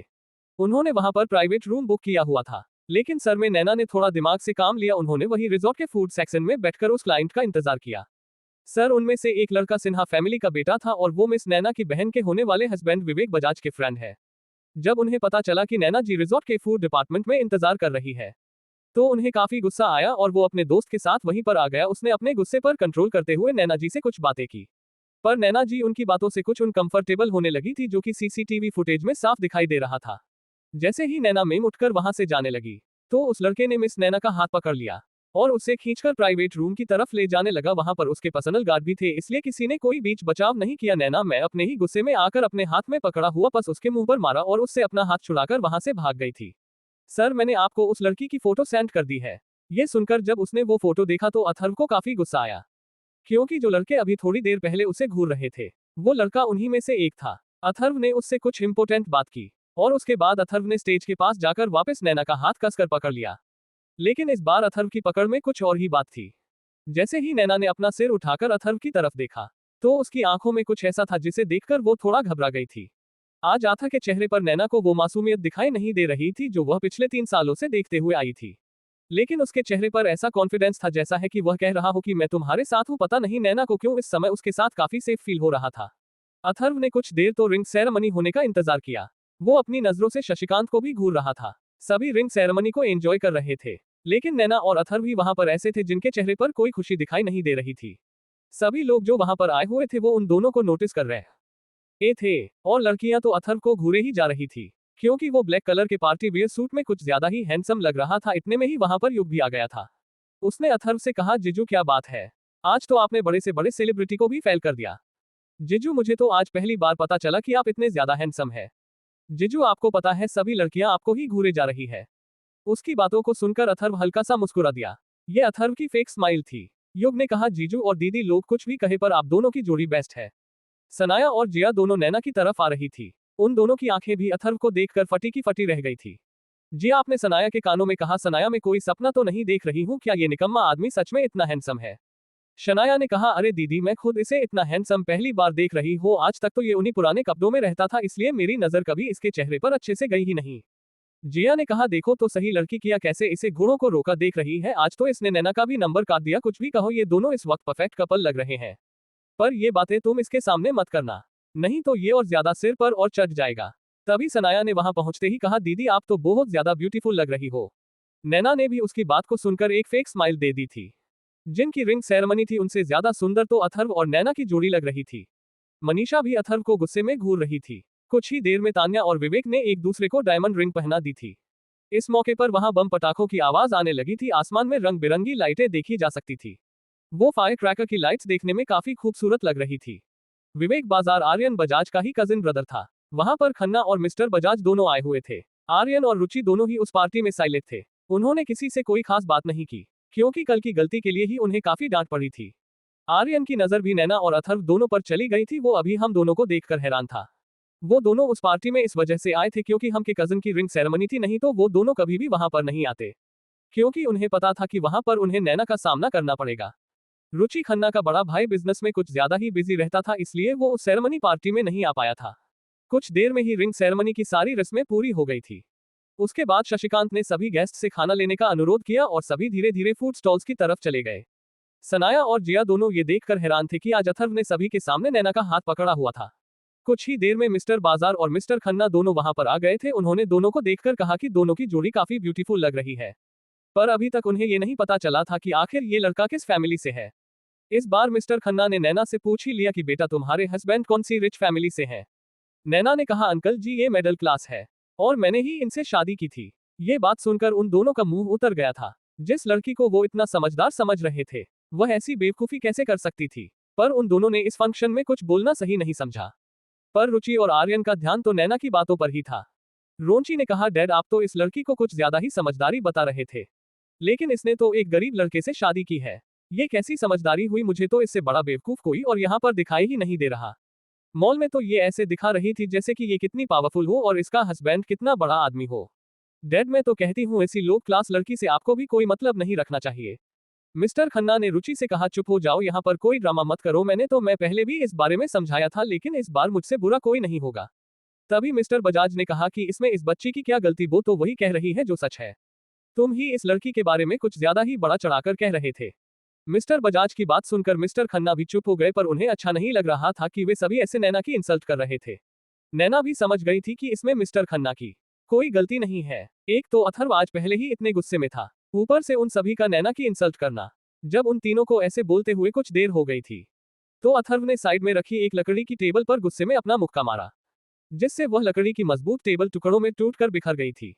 ये देखकर एक पल के लिए वहां पर खड़े सभी लोग डर गए थे। मिस्टर बजाज, रुचि और आर्यन तीनों एक पल के लिए डर से कांप गए थे, उनके मुंह से आवाज निकलनी ही बंद हो गई थी। अगर आपको मेरी स्टोरी पसंद आई हो तो please share share share share और like on my story on Pocket Novels. Please subscribe my channel, give likes on episodes, give likes. Shanaya Jiya Yug सभी ने अथर्व का ऐसा रूप पहली बार देखा था। नैना भी उसे देखकर शॉक हो गई थी। उन सभी को चुप देखकर अथर्व नैना को अपने साथ लेकर वहां से निकला गया। वो अभी कुछ कदम ही दूर चला था कि कुछ लड़कों ने आकर उसका रास्ता रोक लिया। उन सभी में से एक ने कहा कि हाय हैंडसम, तुम हमारी कबूतरी को कहां पर उड़ाकर ले जा रहे हो। ये लड़का वही था जिसकी फोटो राजवीर ने अथर्व को भेजी थी। उसे देखकर नैना कांपने लगी थी। बजाज और खन्ना वो चारों भी उनको देख रहे थे। मिस्टर बजाज ने कहा कि ये तो सिन्हा फैमिली का लड़का है, अब ये क्या करने की कोशिश कर रहा है। शायद उसने नैना के हस्बैंड का अभी वाला एक्शन मिस कर दिया था, जो कि ये भी उस नैना को परेशान करने के लिए आ गया। सिन्हा फैमिली के लड़के ने कहा कि मेरे हाथ पकड़ने से तो तुम्हें बड़ा बुरा लग रहा था, अब क्या हुआ तो मैं जब भी ये तुम्हारा हाथ पकड़कर ले जा रहा है तो तुम्हें इससे कोई परेशानी नहीं हो रही, आखिरी इसने तुम्हें कितने में खरीदा। ये सुनकर नैना की आंखों से आंसू बहने लगे थे। बस यही वो आंसू थे जिनको अथर्व बहते हुए नहीं देख सकता था। उसने नैना का हाथ छोड़ा और उन 7-8 लड़कों की तरफ बढ़ गया। तभी उनमें से एक लड़के ने कहा, जरा इसे तो देखो, ये अपने आप को साउथ का एक्शन हीरो समझ रहा है, आने दो इसे भी तो पता चले कि इसने किससे पंगा लिया है। सनाया और जिया तो यही सोच रही थी कि आखिर ये अथर्व करने क्या वाला है। युग भी उन दोनों के पास खड़ा था। उसने कहा, दीदी तुम ये सोच रही हो कि जीजू करने क्या वाले हैं, मैं तो ये सोच रहा हूँ कि आज इन लोगों को जीजू के हाथों से कौन बचाएगा। तभी जिया ने कहा, तू तो ऐसे कह रहा है जैसे कि वो कोई मार्शल आर्टिस्ट हो। युग ने कहा, दीदी तुम दोनों को पता है कि मैं उन्हें इतना ज्यादा पसंद क्यों करता हूँ। अच्छा जरा हमें भी तो बता, तो उनको इतना पसंद क्यों करता है।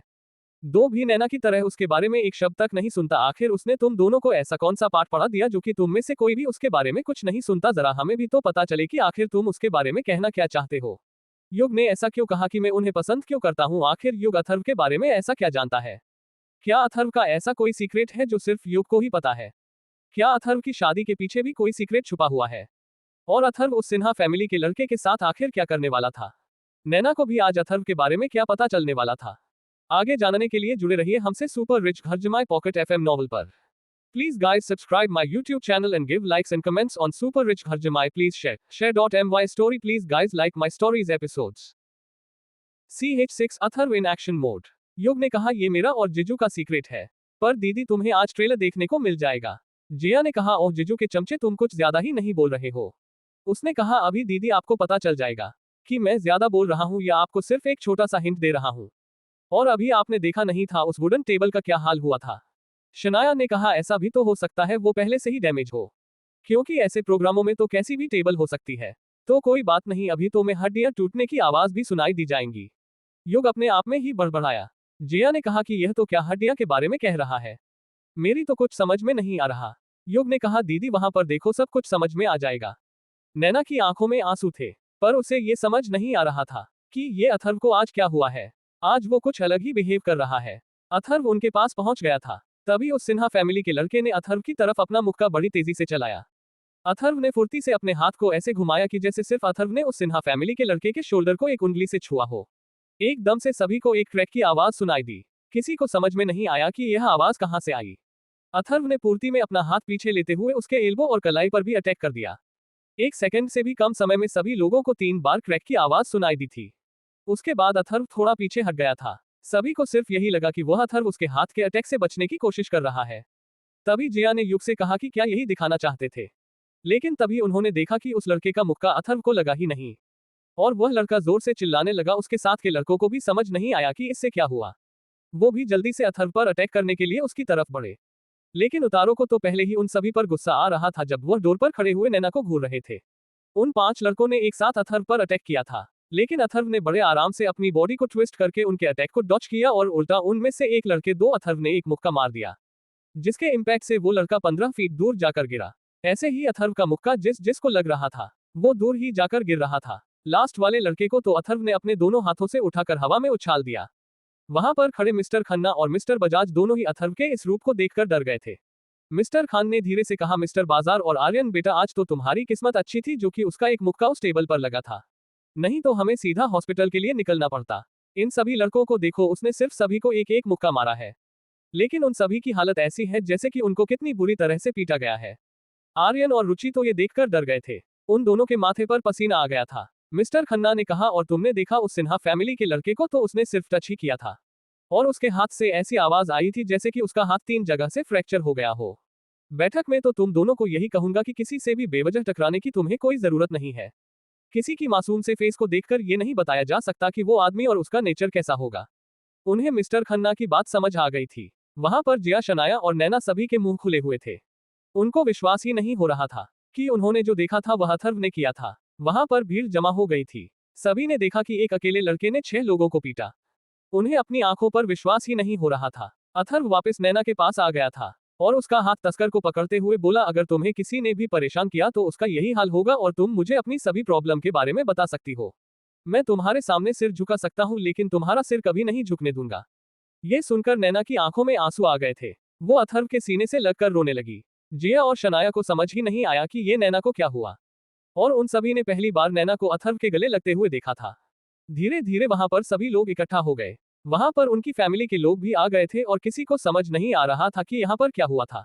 विजय अग्रवाल और मनीषा दोनों तो नैना को अथर्व के सीने से लगे देखकर शॉक ही हो गए थे। जिया ने युग से कहा, ओए नौटंकी, आखिर तुझे इस अथर्व के बारे में क्या पता है? युग ने कहा अभी तो दीदी आप कह रही थी कि तो कुछ ज्यादा नहीं बोल रहा है और आप दोबारा से आप मुझे बोलने के लिए कह रही है। सनाया ने कहा आज से मैं भी अथर्व जीजू के बारे में कुछ नहीं बोलूंगी। मैं बेवकूफ थी जो पिछले 3 साल से उन्हें कुछ न कुछ सुनती रहती थी। अगर उन्हें मुझ पर किसी बात की वजह से गुस्सा आ जाता तो मेरा क्या हाल होता और उनका मुक्का गलती से मेरे फेस पर लग जाता तो मुझसे तो कोई शादी भी नहीं करता, मेरा तो फेस ही खराब हो जाता। तभी जी आने का बुद्धू लड़की तुझे शादी की पड़ी है। यहाँ तो जान हालात में अटक गई है तो मैं क्या पता कि मैं इसको कितना टोंट मारती थी। मैं तो ऐसे गाय समझती थी, मुझे तो लगता था कि ये एक मच्छर को भी नहीं मार सकता। और आज तो मेरी खुद की हालत खराब है। तभी उनकी नजर मनीषा जी पर पड़ी जो उन्हीं की तरफ बढ़ रही थी। जिया ने कहा शनाया जाकर मनीषा आंटी को रोक, कहीं वो इस समय अथर्व से कुछ कहने ना लगे। पर शनाया वहां पहुंचने में देर हो गई थी क्योंकि उसकी मोम ने आते ही नैना को अथर्व के सीने से हटाया और अथर्व को एक जोरदार थप्पड़ जड़ दिया। ये देखकर शनाया तो अपनी जगह पर ही रुक गई, उसकी हिम्मत ही नहीं हुई कि वह आगे बढ़कर अपनी मॉम को समझा सके। मिस्टर खन्ना और मिस्टर बजाज वहां पर खड़े सभी लोग डर गए थे कि अब ये लड़का क्या करेगा। वहां पर मिस्टर सिन्हा भी आ चुके थे, उन्होंने भी उस लड़की को थप्पड़ लगते हुए देखा था। पर अथर्व ने अपना सिर झुका लिया था और उनसे कुछ भी नहीं कहा था। ये देखकर सबकी आंखें फटी की फटी रह गई। क्या उन्होंने इस वक्त जो देखा वो सच था या जो उन्होंने पहले देखा था वो सच था? क्या ये इनोसेंट लड़का वही था जिसने अभी इन लड़कों को मारा था? लेकिन एक ही लड़की के दो कैरेक्टर कैसे हो सकते हैं, वो भी एक दूसरे से बिल्कुल अपोजिट। नैना ने कहा मॉम ये आप सबके सामने क्या कर रही है? आज पहली बार था कि नैना ने मनीषा से इतनी ऊंची आवाज में बात की थी। मिस्टर सिन्हा जल्दी से दौड़कर अपने बेटे के पास गए और घुटनों के बल बैठकर हौसले अपने बेटे से कहा तुझे क्या हुआ, ये हालत तेरी किसने की, मुझे बता। पर उसकी हिम्मत ही नहीं हुई कि वह अथर्व की तरफ इशारा भी कर सके। मिस्टर सिन्हा ने चिल्लाते हुए कहा कि तुम सब में से कोई तो बताओ तुम्हारा ये हाल किसने किया है, और किसी की हिम्मत ही नहीं हो रही थी कुछ बोलने की। लेकिन तभी मिस्टर सिन्हा की नजर मिस्टर बजाज पर गई। उन्होंने जल्दी से मास्टर बजाज के पास जाकर कहा कि इन लोगों की ये हालत कैसे हुई। मिस्टर बजाज को ये सुनकर ऐसा लगा जैसे कि मछली जाल में फंस गई हो। उसकी हिम्मत ही नहीं हो रही थी कि वह मिस्टर सिन्हा से कुछ बोल सके। तभी आर्यन ने कहा कि अंकल जी हम तो अभी अभी यहाँ पर आए हैं, हम भी यही सोच रहे थे कि इन्हें किसने पीटा होगा, यहाँ पर कोई ऐसा दिख भी नहीं रहा जिसने ऐसा किया होगा। तभी मिस्टर सेना ने कहा कि मैं भी तो यही सोच रहा हूँ, मुझे लगता है कि वो सभी लोग इन्हें देखकर जा चुके हैं और वो देश के किसी भी कोने में क्यों न चले जाए, मैं उन्हें नहीं छोड़ूंगा। नैना ने अपनी माँ से कहा कि मॉम बस बहुत हुआ, आप ऐसे ही सभी के सामने इन पर हाथ नहीं उठा सकती, पर आपसे तो इस बारे में बात करना ही वेस्ट है। नैना अथर्व का हाथ पकड़कर वहां से जाने लगी थी। अथर्व को तो ऐसा लग रहा था जैसे कि उसे कोई कीमती खजाना मिल गया हो। तभी अथर्व ने कहा कि मुझे अभी थोड़ा सा काम है। इतना कहकर वो मिस्टर सिन्हा के पास गया और उनसे बोला कि मैं जानता हूं उन लोगों को किसने मारा है। सिन्हा ने कहा कि बेटा क्या तुम जानते हो कि मेरे बेटे की ये हालत किसने किया? अथर्व ने कहा कि इन्हें मैंने ही मारा है। ये सुनकर मिस्टर सिन्हा को भरोसा ही नहीं हुआ कि वो लड़का किसी को मार भी सकता है, क्योंकि अभी तो उसने उस लड़के को मिसेज अग्रवाल के हाथों से थप्पड़ खाते हुए देखा था। उसने कुछ कहने की बजाय अपना सिर झुका लिया था। मिस्टर सिन्हा ने गुस्से में अथर्व से कहा कि मैं इस टाइम बिल्कुल भी मजाक के मूड में नहीं हूं, इसलिए तुम यहां से जा सकते हो। लेकिन तभी मिस्टर सिन्हा के बेटे ने कांपते हुए कहा कि पापा इसी ने हम सभी का ये हाल किया है, आप इसे छोड़ना मत। ये सुनकर मिस्टर सिन्हा को काफी ज्यादा गुस्सा आया। उसने अथर्व की कॉलर पकड़ते हुए कहा कि तुमने मेरे बेटे को क्यों मारा? अथर्व ने कहा कि उसने मेरी वाइफ के साथ बदतमीजी करने की कोशिश की थी। ये सुनकर मिस्टर सिन्हा ने कहा कि मुझे तो तुम्हारी वाइफ कहीं नहीं दिखाई दे रही। लेकिन वहां का दृश्य देखकर मिस्टर विजय अग्रवाल और पूरी अग्रवाल फैमिली घबरा गई थी, क्योंकि उन्हें सिन्हा की पावर का अंदाजा था। एक तो उन्हें इस बात पर ही विश्वास नहीं हो रहा था कि ये लड़का किसी को मार भी सकता है, और वहां तो 6 लड़के बहुत बुरी हालत में दर्द में कराह रहे थे। शशिकांत भी वहां पर आ गया था, उसे भी सारी सिचुएशन समाचार आ गई थी। उसने चिल्लाते हुए विजय अग्रवाल से कहा कि इस लड़के ने ये क्या ड्रामा किया है, तुम जानते नहीं हो मिस्टर सिन्हा कौन है और उनका इस शहर में क्या रुतबा है।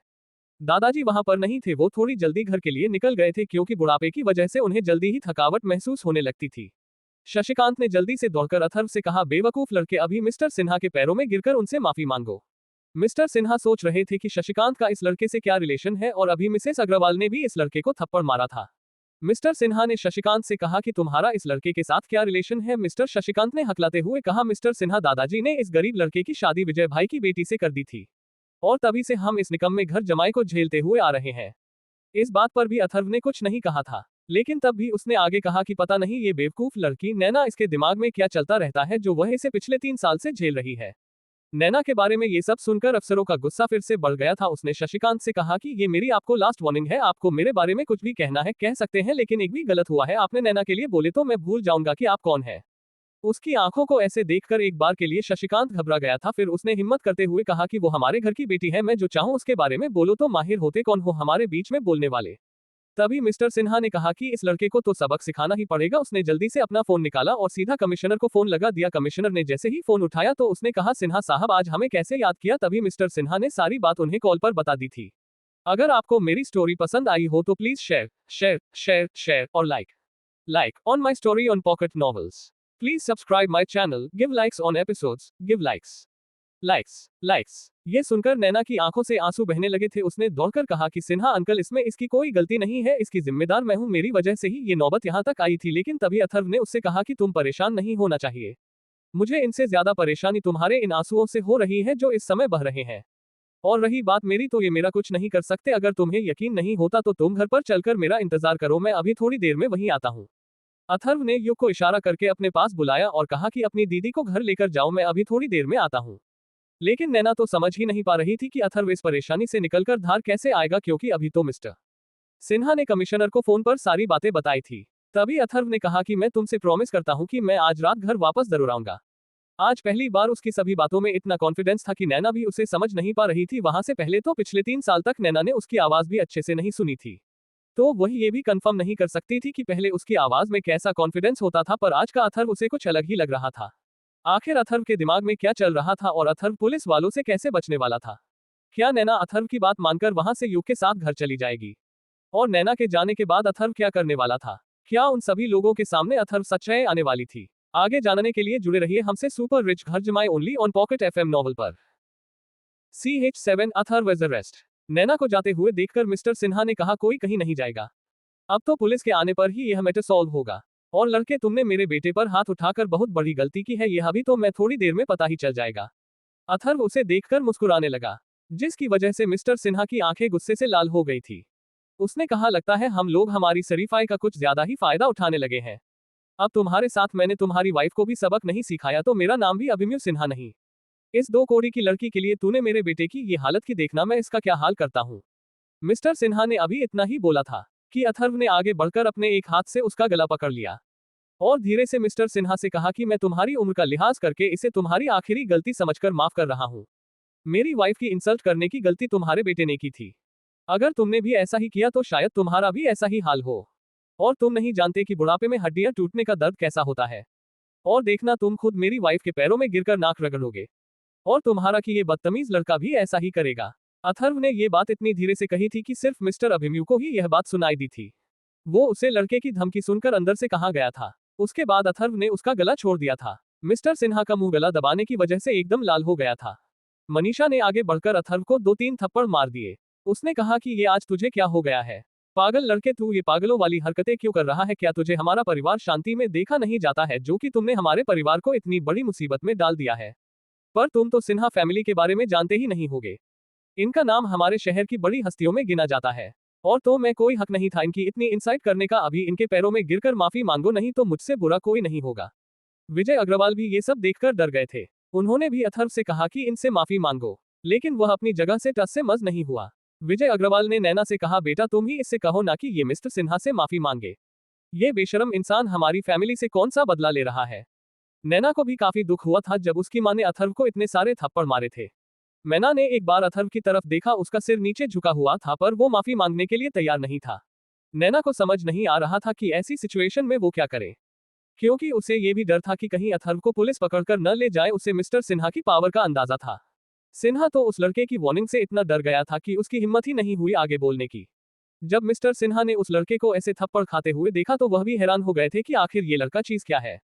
और उनकी थोड़ी हिम्मत बढ़ गई थी। उन्होंने चिल्लाते हुए अथर्व से कहा कि अभी देखना तुम्हारा क्या हाल होता है, लेकिन हाँ, अगर तुम मेरे पैरों में गिरकर माफी मांगते हो तो मैं तुम्हें माफ करने की सोच सकता हूँ। उसकी बात सुनकर अथर्व ने अपना सिर उठाया और उसे ऐसे देखने लगा कि जैसे अभी उसे जान से मार डालेगा। ये देखकर मिस्टर अभिमन्यु सिन्हा और ज्यादा डर गए थे। इस ड्रामे को होते हुए थोड़ा टाइम बीत गया था। अभी वहां पर पुलिस भी आ जाती है और उन्होंने मिस्टर सिन्हा से कहा कि सिन्हा साहब, आपको किसने परेशान किया।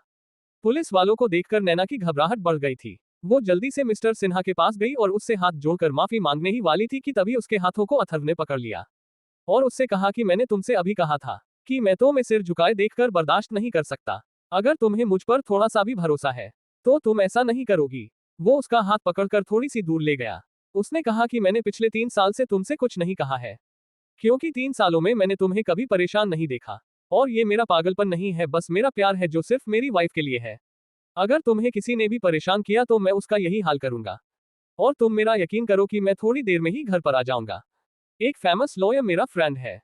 वो मुझे कुछ नहीं होने देगा, लेकिन अगर तुमको मेरी वजह से सभी के सामने झुकना पड़ा तो तुम नहीं जानती कि मुझ पर क्या बीतेगी। उसकी बातें सुनकर नैना को आज एहसास हो रहा था कि वो उससे कितना प्यार करता है। उसने अपने आप से ही कहा कि आज तक अथर्व ने मुझे कभी परेशान नहीं देखा, इसलिए मुझे भी आज तक इसका ये रूप देखने को नहीं मिला। क्या ये उस घर में इतनी इंसल्ट सिर्फ मेरे लिए सहन करता है? और आज भी मॉम में इससे कितने थप्पड़ मारे, लेकिन इसने एक बार भी कोई शिकायत नहीं की और न ही उनका हाथ पकड़ा, जबकि इसकी कोई गलती नहीं थी। तभी नैना के दिल से एक आवाज आई कि तुझे इस पर भरोसा करना चाहिए, इसने ये सब तेरे लिए किया है। और क्या तू भी यही चाहती है कि इसका भी सिर तेरी वजह से सभी के सामने झुके? नैना ने रोते हुए थे उसके सामने सिर हाँ में हिला दिया, क्योंकि एक बार वो अथर्व पर यकीन करके देखना चाहती थी। इतनी देर में मिस्टर सिन्हा ने पुलिस वालों को सारी घटना के बारे में बता दिया था। तभी 4 कांस्टेबलों ने आकर अथर्व को पकड़ लिया। ये देखकर तो नैना के दिल की धड़कन रुक सी गई थी। अथर्व उनके साथ जाने के लिए तैयार था, लेकिन तभी मिस्टर सिन्हा ने कहा कि इस लड़की को भी लेकर जाओ, क्योंकि इन दोनों ने ही मेरे लड़के की ये हालत की है। तभी उनमें से 2 कांस्टेबल नैना की तरफ बढ़े। ये देखकर तो नैना और ज्यादा डर गई थी। उसके पैर कांपने लगे थे। सनाया और जिया दोनों जल्दी से दौड़कर नैना के पास आ गई थी और उसे कसकर पकड़ लिया। कांस्टेबल ने नैना की तरफ कदम बढ़ा दिए थे, लेकिन वो आगे नहीं बढ़ पा रहे थे, क्योंकि अथर्व ने पीछे से उन दोनों की गर्दन को पकड़ लिया था और उनसे अपनी भारी भरकम आवाज में कहा कि क्या तुम्हारे साथ कोई लेडी कांस्टेबल है जो इस समय मेरी वाइफ को लेकर जा सके? और आखिर तुम इन्हें किस जुर्म में गिरफ्तार कर रहे हो? क्या तुम्हारे पास इस बात का कोई सबूत है कि मेरी वाइफ भी इस घटना में इन्वॉल्व है? क्या तुम्हें अधिकार है मुझे ऐसे हथकड़ी लगाने का? लगता है शायद तुम कानूनों के नियम को भूल गए हो। अभी तक तुमने मुझसे कोई पूछताछ नहीं की है, तो फिर तुमने मेरे हाथों में हथकड़ी कैसे लगाई? तुमने एक साथ इतने सारे नियम तोड़े हैं कि अगर मैं उन्हें गिनवाने बैठो तो मैं कम से कम 5 साल की सजा होगी। और अगर तुमने गलती से मेरी वाइफ को हाथ भी लगाया तो मैं ये भूल जाऊंगा कि तुम पुलिस वाले हो। वैसे भी तुम पुलिस वाले कम और इस आदमी के चमचे ज्यादा लग रहे हो। सभी लोग अथर्व की ऐसी बातें सुनकर भर गए थे। उन्हें तो लगा ये कोई बड़ा वकील है जो इतने सारे नियमों के बारे में जानता है। अब कांस्टेबल और पुलिस वालों की हिम्मत नहीं हो रही थी कि वो नैना की तरफ कदम भी बढ़ा सके। एक कांस्टेबल ने तो जल्दी से उस लड़के की हथकड़ी भी खोल दी थी और उन्होंने बड़ी रिस्पेक्ट के साथ कहा कि सर आप हमारे साथ चलिए, हमें आपसे कुछ पूछताछ करनी है। ये सुनकर सनाया और जिया तो आज अथर्व की बातें सुनकर उसकी फैन ही हो गई थी। आज जिया को अपने ऊपर ही गिल्टी फील हो रहा था। जिसको वह कोयला समझ रही थी वो तो डायमंड निकला, जिसकी चमक के सामने इतनी बड़ी हस्ती की भी चमक फीकी पड़ गई और उसकी भी हिम्मत नहीं हुई कि वह इस मिडिल क्लास लड़के को कुछ कर सके। पुलिस वाले ने कहा कि सर हम आपकी कंप्लेंट से इस लड़की को कुछ नहीं कर सकते, क्योंकि हमें प्रूफ चाहिए कि ये लड़की भी इस घटना में शामिल थी। अगर आपके पास कोई प्रूफ नहीं है तो हम अभी इस लड़की को यहाँ से ले जाने के लिए कुछ इंतजाम करते हैं, और अगर आपके पास ऐसा कोई भी प्रूफ नहीं है तो हम इस लड़की को अपने साथ लेकर नहीं जा सकते। इतना कहकर पुलिस वाले अथर्व को लेकर चले गए। अथर्व ने जाते हुए एक बार मुस्कुराकर मिस्टर सिन्हा को देखा। मिस्टर सिन्हा को उसके मुस्कुराने का मतलब समझ में नहीं आया। अथर्व को ऐसे जाते हुए देख नैना की आंखों से आंसू बहने लगे।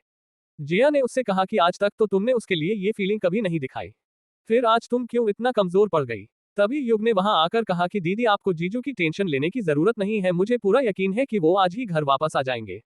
उसकी बात सुनकर मिस्टर सिन्हा मुस्कुराते हुए बोले कि मैं भी देखता हूँ वो कैसे वहां से निकल पाता है, और आज शनिवार है, कल उसकी बेल भी नहीं हो पाएगी। अब तो सोमवार को ही कुछ हो सकता है। ये सुनकर नैना का चेहरा बिल्कुल पीला पड़ गया था। वो तो यही सोच रही थी अगर ऐसा है तो फिर अथर्व ने ये क्यों कहा था कि वह थोड़ी देर में वापस आ जाएगा। उसके जेल जाने से मिस्टर विजय और शशिकांत के चेहरे पर मुस्कुराहट आ गई थी, क्योंकि उन्हें आज वो मौका मिल गया था जिससे वह उसे घर से बाहर निकाल सके। मिस्टर खन्ना ने मिस्टर बजाज से कहा कि आपको भी लगता है कि जैसा वो लड़का दिखता है वैसा है नहीं? मिस्टर बजाज ने कहा कि उस लड़के का ऑरा बिल्कुल भी मिडिल क्लास फैमिली का नहीं लगता। कोई बात तो जरूर है, नहीं तो वो इतने बड़े आदमी से पंगा नहीं लेता। अभी मिस्टर सिन्हा अपने बेटे को सहारा दे रहा था कि तभी उसके फोन की रिंगटोन बजने लगी। उसने कॉल रिसीव करके जैसे ही फोन अपने कान पर लगाया, दूसरी तरफ से आवाज आई, सर अभी किसी की कॉल आई थी और उन्होंने कहा कि आपके स्पोर्ट्स अकेडमी के कॉन्ट्रैक्ट को कैंसिल कर दिया गया है। अगर आपको ये स्टोरी पसंद आई हो तो please share share share share और like on my story on Pocket Novels. Please subscribe my channel, give likes on episodes, give likes. ये सुनकर मिस्टर सिन्हा ने कहा कि किसकी हिम्मत हुई थी जिसने मेरा कॉन्ट्रैक्ट कैंसिल कर दिया। इतना कहकर उसने गुस्से में कॉल डिसकनेक्ट कर दिया। तभी उसका फोन दोबारा रिंग हुआ था। ये देखकर उसने गुस्से में नंबर देखे बिना ही दोबारा से कॉल उठाया और चिल्लाकर कहा कि अब क्या हुआ। तभी दूसरी तरफ से आवाज आई कि ये आप कैसे बात कर रहे हैं। आवाज सुनते ही उसने कहा, मिस्टर बर्मन मुझे नहीं पता था कि ये आप हैं, मैंने सोचा कि मेरा पा है। तभी मिस्टर बर्मन ने कहा कि मैंने ये बताने के लिए कॉल की है कि आपके 5 नाइट्स क्लब्स के लाइसेंस कैंसिल कर दिए गए हैं। ये सुनकर तो मिस्टर सिन्हा को एक जोरदार झटका लगा। उसे तो समझ ही नहीं आ रहा था कि आखिर ये सब उसके साथ हो क्या रहा है। अभी तो उसका फोन भी डिस्कनेक्ट नहीं हुआ था कि वेटिंग में एक और कॉल आने लगी। उसने जल्दी से कॉल रिसीव की, उसके माथे से पसीना बह रहा था। तभी दूसरी तरफ से आवाज आई, मिस्टर सिन्हा आपके कॉलेज का लाइसेंस कैंसिल कर दिया गया है। इस बार तो उसके हाथ से फोन ही छूटकर नीचे गिर गया था। उसे तो समझ ही नहीं आ रहा था कि उसे एक के बाद एक इतना बड़ा नुकसान क्यों हो रहा था। तभी उसे उस लड़के की मुस्कुराहट याद आ गई। उसके पैरों के नीचे से जमीन खिसक गई थी। उसे तो पहले ही उस लड़के पर शक हो रहा था, उसके हाव भाव ही ऐसे थे जैसे कि वो इस दुनिया का राजा हो। उसके अलावा और कोई नहीं है जो मेरे साथ ऐसा कर सकता है, क्योंकि इतने सालों में ऐसा कभी नहीं हुआ, और जैसे ही मैंने उस लड़की को जेल भेजा तो मेरे सिर पर मुसीबतों का पहाड़ आ गया। उसके हाव भाव देखने में ऐसे लग रहे थे जैसे कि उसके दिमाग का बैलेंस डिस्टर्ब हो गया हो। तभी उसे अथर्व की वार्निंग याद आ गई थी। नैना तो खुद अपने होश में नहीं थी, उसकी आंखों से आंसू बह रहे थे और चेहरा बिल्कुल पीला पड़ा हुआ था। वो वहां से जा चुकी थी। अब मिस्टर सिन्हा को उस लड़के की एक एक बात का मतलब समझ में आ रहा था कि वह कोई नॉर्मल लड़का नहीं है। उसके माथे से पसीना टपकने लगा और दिलों की धड़कन तो ऐसे चल रही थी जैसे कि बुलेट ट्रेन हो। उसने इधर उधर देखा, हर किसी को वो लड़की कहीं दिखाई नहीं दी। उसने जल्दी से अपने बेटे को एक झटके में उठाया और वहां से जाने लगा। तभी उसे विवेक बंसल दिखाई दिया। मिस्टर सिन्हा ने सोचा कि अगर मैं अग्रवाल फैमिली से पूछूंगा कि तुम्हारा घर कहां पर है तो ये मुझे जल्दी से नहीं बताएंगे और मेरा टाइम वेस्ट होगा। इससे तो अच्छा है कि मैं विवेक को अपने साथ ले जाता हूँ। उसने विवेक को अपने पास बुलाया और कहा कि मेरे साथ चलो। विवेक तो पहले ही घबराया हुआ था क्योंकि उसकी कंपनी में मिस्टर सिन्हा की इन्वेस्टमेंट लगी हुई थी। वो घबराते हुए मिस्टर सिन्हा के पास आया और उसके कान में कुछ कहा, फिर वो तीनों वहां से निकल गए। आखिर मिस्टर सिन्हा से क्या कहा था और वो तीनों इतनी हड़बड़ी में कहां के लिए निकले गए थे? क्या मिस्टर सिन्हा नैना से माफी मांगने के लिए गया था? आगे जानने के लिए जुड़े रहिए हमसे सुपर रिच घर जमाए only on pocket FM novel पर। CH8 अथर्व और नैना की लाइफ की नई शुरुआत। पुलिस अथर्व को लेकर पुलिस स्टेशन पहुंच गई थी। पुलिस की गाड़ी जिसमें अथर्व बैठा हुआ था वो पुलिस स्टेशन के सामने रुकी और जल्दी से 2 कांस्टेबल ने अथर्व को कार से उतारा। तीनों गाड़ियों में से पुलिस वाले उतर चुके थे। जैसे ही उन्होंने आगे की तरफ कदम बढ़ाया, एकदम से वहां पर लग्जरी गाड़ियां आने लगी। पुलिस स्टेशन सिटी से बाहर की तरफ था। उसके सामने खुला मैदान था। देखते ही देखते 15-20 लग्जरी गाड़ियां लाइन में लग गई थी। बीच वाली कार से एक आदमी उतरा और गार्ड्स के साथ पुलिस वालों की तरफ आने लगा। उस आदमी को देखते ही एक सीनियर पुलिस वाले के माथे से पसीने की बूंदें जमीन पर गिरने लगी थी। उसने हड़बड़ाते हुए कहा कि मिस्टर राजवीर। ये सुनकर एक कांस्टेबल ने कहा कि सर, ये कौन से मिस्टर राजवीर है? उसने कहते हुए कहा, इनका पूरा नाम मिस्टर राजवीर सिंह है। ये सुनकर बाकी पुलिस वालों के भी पैर कांपने लगे थे, क्योंकि राजवीर सिंह को बहुत कम लोग पहचानते थे, लेकिन उसका नाम सभी ने सुना था। जैसे ही राजवीर सिंह पुलिस वाले के सामने आए, उसने बड़ी रेस्पेक्ट के साथ कहा कि सर आप यहाँ पर। लेकिन मिसकर राजवीर सिंह वहां पर रोके नहीं। वो तो उन्हें क्रॉस करते हुए सीधा अथर्व के सामने पहुंचे और अपना सिर झुकाकर कहा कि बॉस सॉरी, आपको मेरे होते हुए इतनी परेशानी उठानी पड़ी। ये देखकर कि मिस्टर राजवीर सिंह ने उस लड़के के आगे अपना सिर झुकाया है और उसे बॉस भी कहा है, ये सुनकर तो उन सभी के पैरों के नीचे से जमीन खिसक गई थी। उन्हें तो बताया गया था कि ये लड़का मिडिल क्लास फैमिली से है, लेकिन यहाँ तो कुछ और ही मैटर लग रहा है। कहीं उन्होंने कोई गलत कदम पर नहीं उठा लिया। सीनियर इंस्पेक्टर ने जल्दी से कांपते हाथों से एक नंबर डायल किया। वो कमिश्नर का कॉन्ट्रैक्ट नंबर था। कमिश्नर ने जैसे ही कॉल रिसीव की तो उस सीनियर इंस्पेक्टर ने हकलाते हुए कहा, सर एक बहुत बड़ी प्रॉब्लम हो गई है। कमिश्नर ने चिल्लाते हुए कहा, तुम सभी के सभी निकम्मे हो गए हो, तुमसे काम भी ठीक तरीके से नहीं होता। क्या तुमने अभी तक उस लड़के को नहीं पकड़ा है? अभी सीनियर इंस्पेक्टर ने कहा, सर हमने उस लड़के को अरेस्ट कर लिया था और उसे पुलिस स्टेशन भी लिया है, लेकिन यहाँ पर मिस्टर राजवीर सिंह आ गए हैं। कमिश्नर अपने बिस्तर पर आराम कर रहा था। वो नाम सुनते ही वो जल्दी से अपनी जगह पर खड़ा हुआ और कहा कि तुम क्या बकवास कर रहे हो, आखिर वो वहां पर क्यों आएंगे? तभी सीनियर इंस्पेक्टर ने कहा, जरूर उनका इस लड़के से कोई कनेक्शन है। उसने पूरी बात कमिश्नर को हम नहीं बताई थी, क्योंकि हो सकता था कि डर की वजह से वो वहां पर आए ही ना। कमिश्नर ने कहा कि तुम वही रुको, मैं वहां पर 10 मिनट में पहुंचता हूं।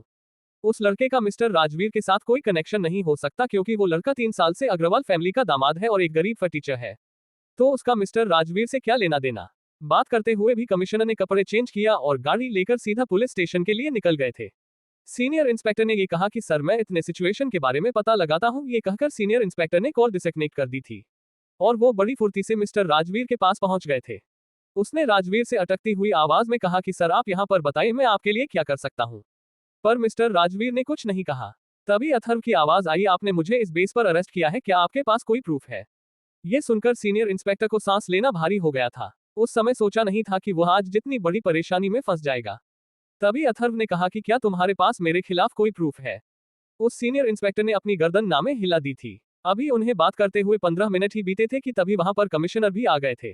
उन्होंने मिस्टर राजवीर को उस लड़के के साथ देखा तो उसकी आंखें भी फटी की फटी रह गई। उसने सोचा आखिर इस लड़के का मिस्टर राजवीर के साथ क्या संबंध हो सकता है। वो जल्दी से आगे की तरफ बढ़ गए। सीनियर इंस्पेक्टर ने जब वहां पर कमिश्नर को आते हुए देखा तो उसकी जान में जान आई। कमिश्नर ने आते ही सीधा मिस्टर राजवीर सिंह को ग्रेट किया और कहा कि सर आप मुझे बता देते मैं ही आपके पास आ जाता। पर मिस्टर राजवीर ने कुछ भी नहीं कहा। कुछ देर बाद उन्होंने कहा कि आपने हमारे बॉस को किस जुर्म में गिरफ्तार किया है, क्या मैं जान सकता हूँ। ये सुनकर तो उनके पैरों के नीचे से जमीन खिसक गई थी। आखिर राजवीर का बॉस कौन हो सकता है। तभी उसे उसी लड़के का पूरा नाम याद आया, अथर्व सिंघानिया। ये सरनेम याद आते ही कमिश्नर की सांस उखड़ने लगी थी। उसे तो अपने आंखों पर विश्वास ही नहीं हो रहा था कि उसके सामने कौन खड़ा है। फिर भी कमिश्नर ने एक बार कंफर्म करने के लिए मिस्टर राजवीर से कहा, जी आप ये कहना चाहते हैं कि मिस्टर अथर्व सिंघानिया फैमिली के वारिस है। मिस्टर राजवीर सिंह ने कहा कि मैंने ऐसा कब कहा। यह सुनकर तो कमिश्नर को समझ ही नहीं आ रहा था कि उसे क्या करना चाहिए। वो आज पहली बार इतने पावरफुल आदमी से टकरा गया था जिसके बारे में वो पता भी नहीं लगा पा रहा था। अभी कमिश्नर मन ही मन सोच रहा था कि ये लड़का सिंघानिया फैमिली के परिवार में से ही कोई होगा। पर यह डेफिनेटली सिंघानिया फैमिली का वारिस नहीं हो सकता, क्योंकि अगर वो होता तो वह अग्रवाल फैमिली की लड़की से शादी थोड़ी करता। अभी कमिश्नर इस बारे में सोच ही रहा था कि तभी राजवीर ने कहा कि ये सिंघानिया ग्रुप के चेयरमैन मिस्टर जयराज सिंघानिया के पोते मिस्टर अथर्व सिंघानिया है। ये सुनकर तो कमिश्नर के सीने पर भारीपन सा महसूस होने लगा। उससे कुछ बोलते ही नहीं बना। उसने थोड़ी हिम्मत करते हुए कहा कि sir I am extremely sorry. उसने सीनियर इंस्पेक्टर को धमकाते हुए कहा कि किसी आदमी को अरेस्ट करने से पहले उसके बारे में पूरी जानकारी होनी चाहिए और पूरी इन्वेस्टिगेशन करने के बाद ही तुम्हें ये फैसला लेना चाहिए था।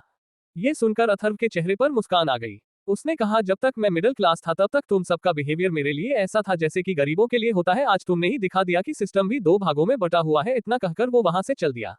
उसके पीछे राजवीर और सभी बॉडीगार्ड चल दिए। राजवीर ने आगे बढ़कर जल्दी से कार का डोर ओपन किया और वो सभी कारों में बैठकर वहां से निकल गए। नैना अग्रवाल मेंशन आ चुकी थी। उसकी आंखों से बहते आंसू रुकने का नाम नहीं ले रहे थे और वो किसी की बात समझने को तैयार नहीं थी। अभी उन्हें आए 10 मिनट ही बीते थे कि तभी मेंशन की डोरबेल रिंग हुई।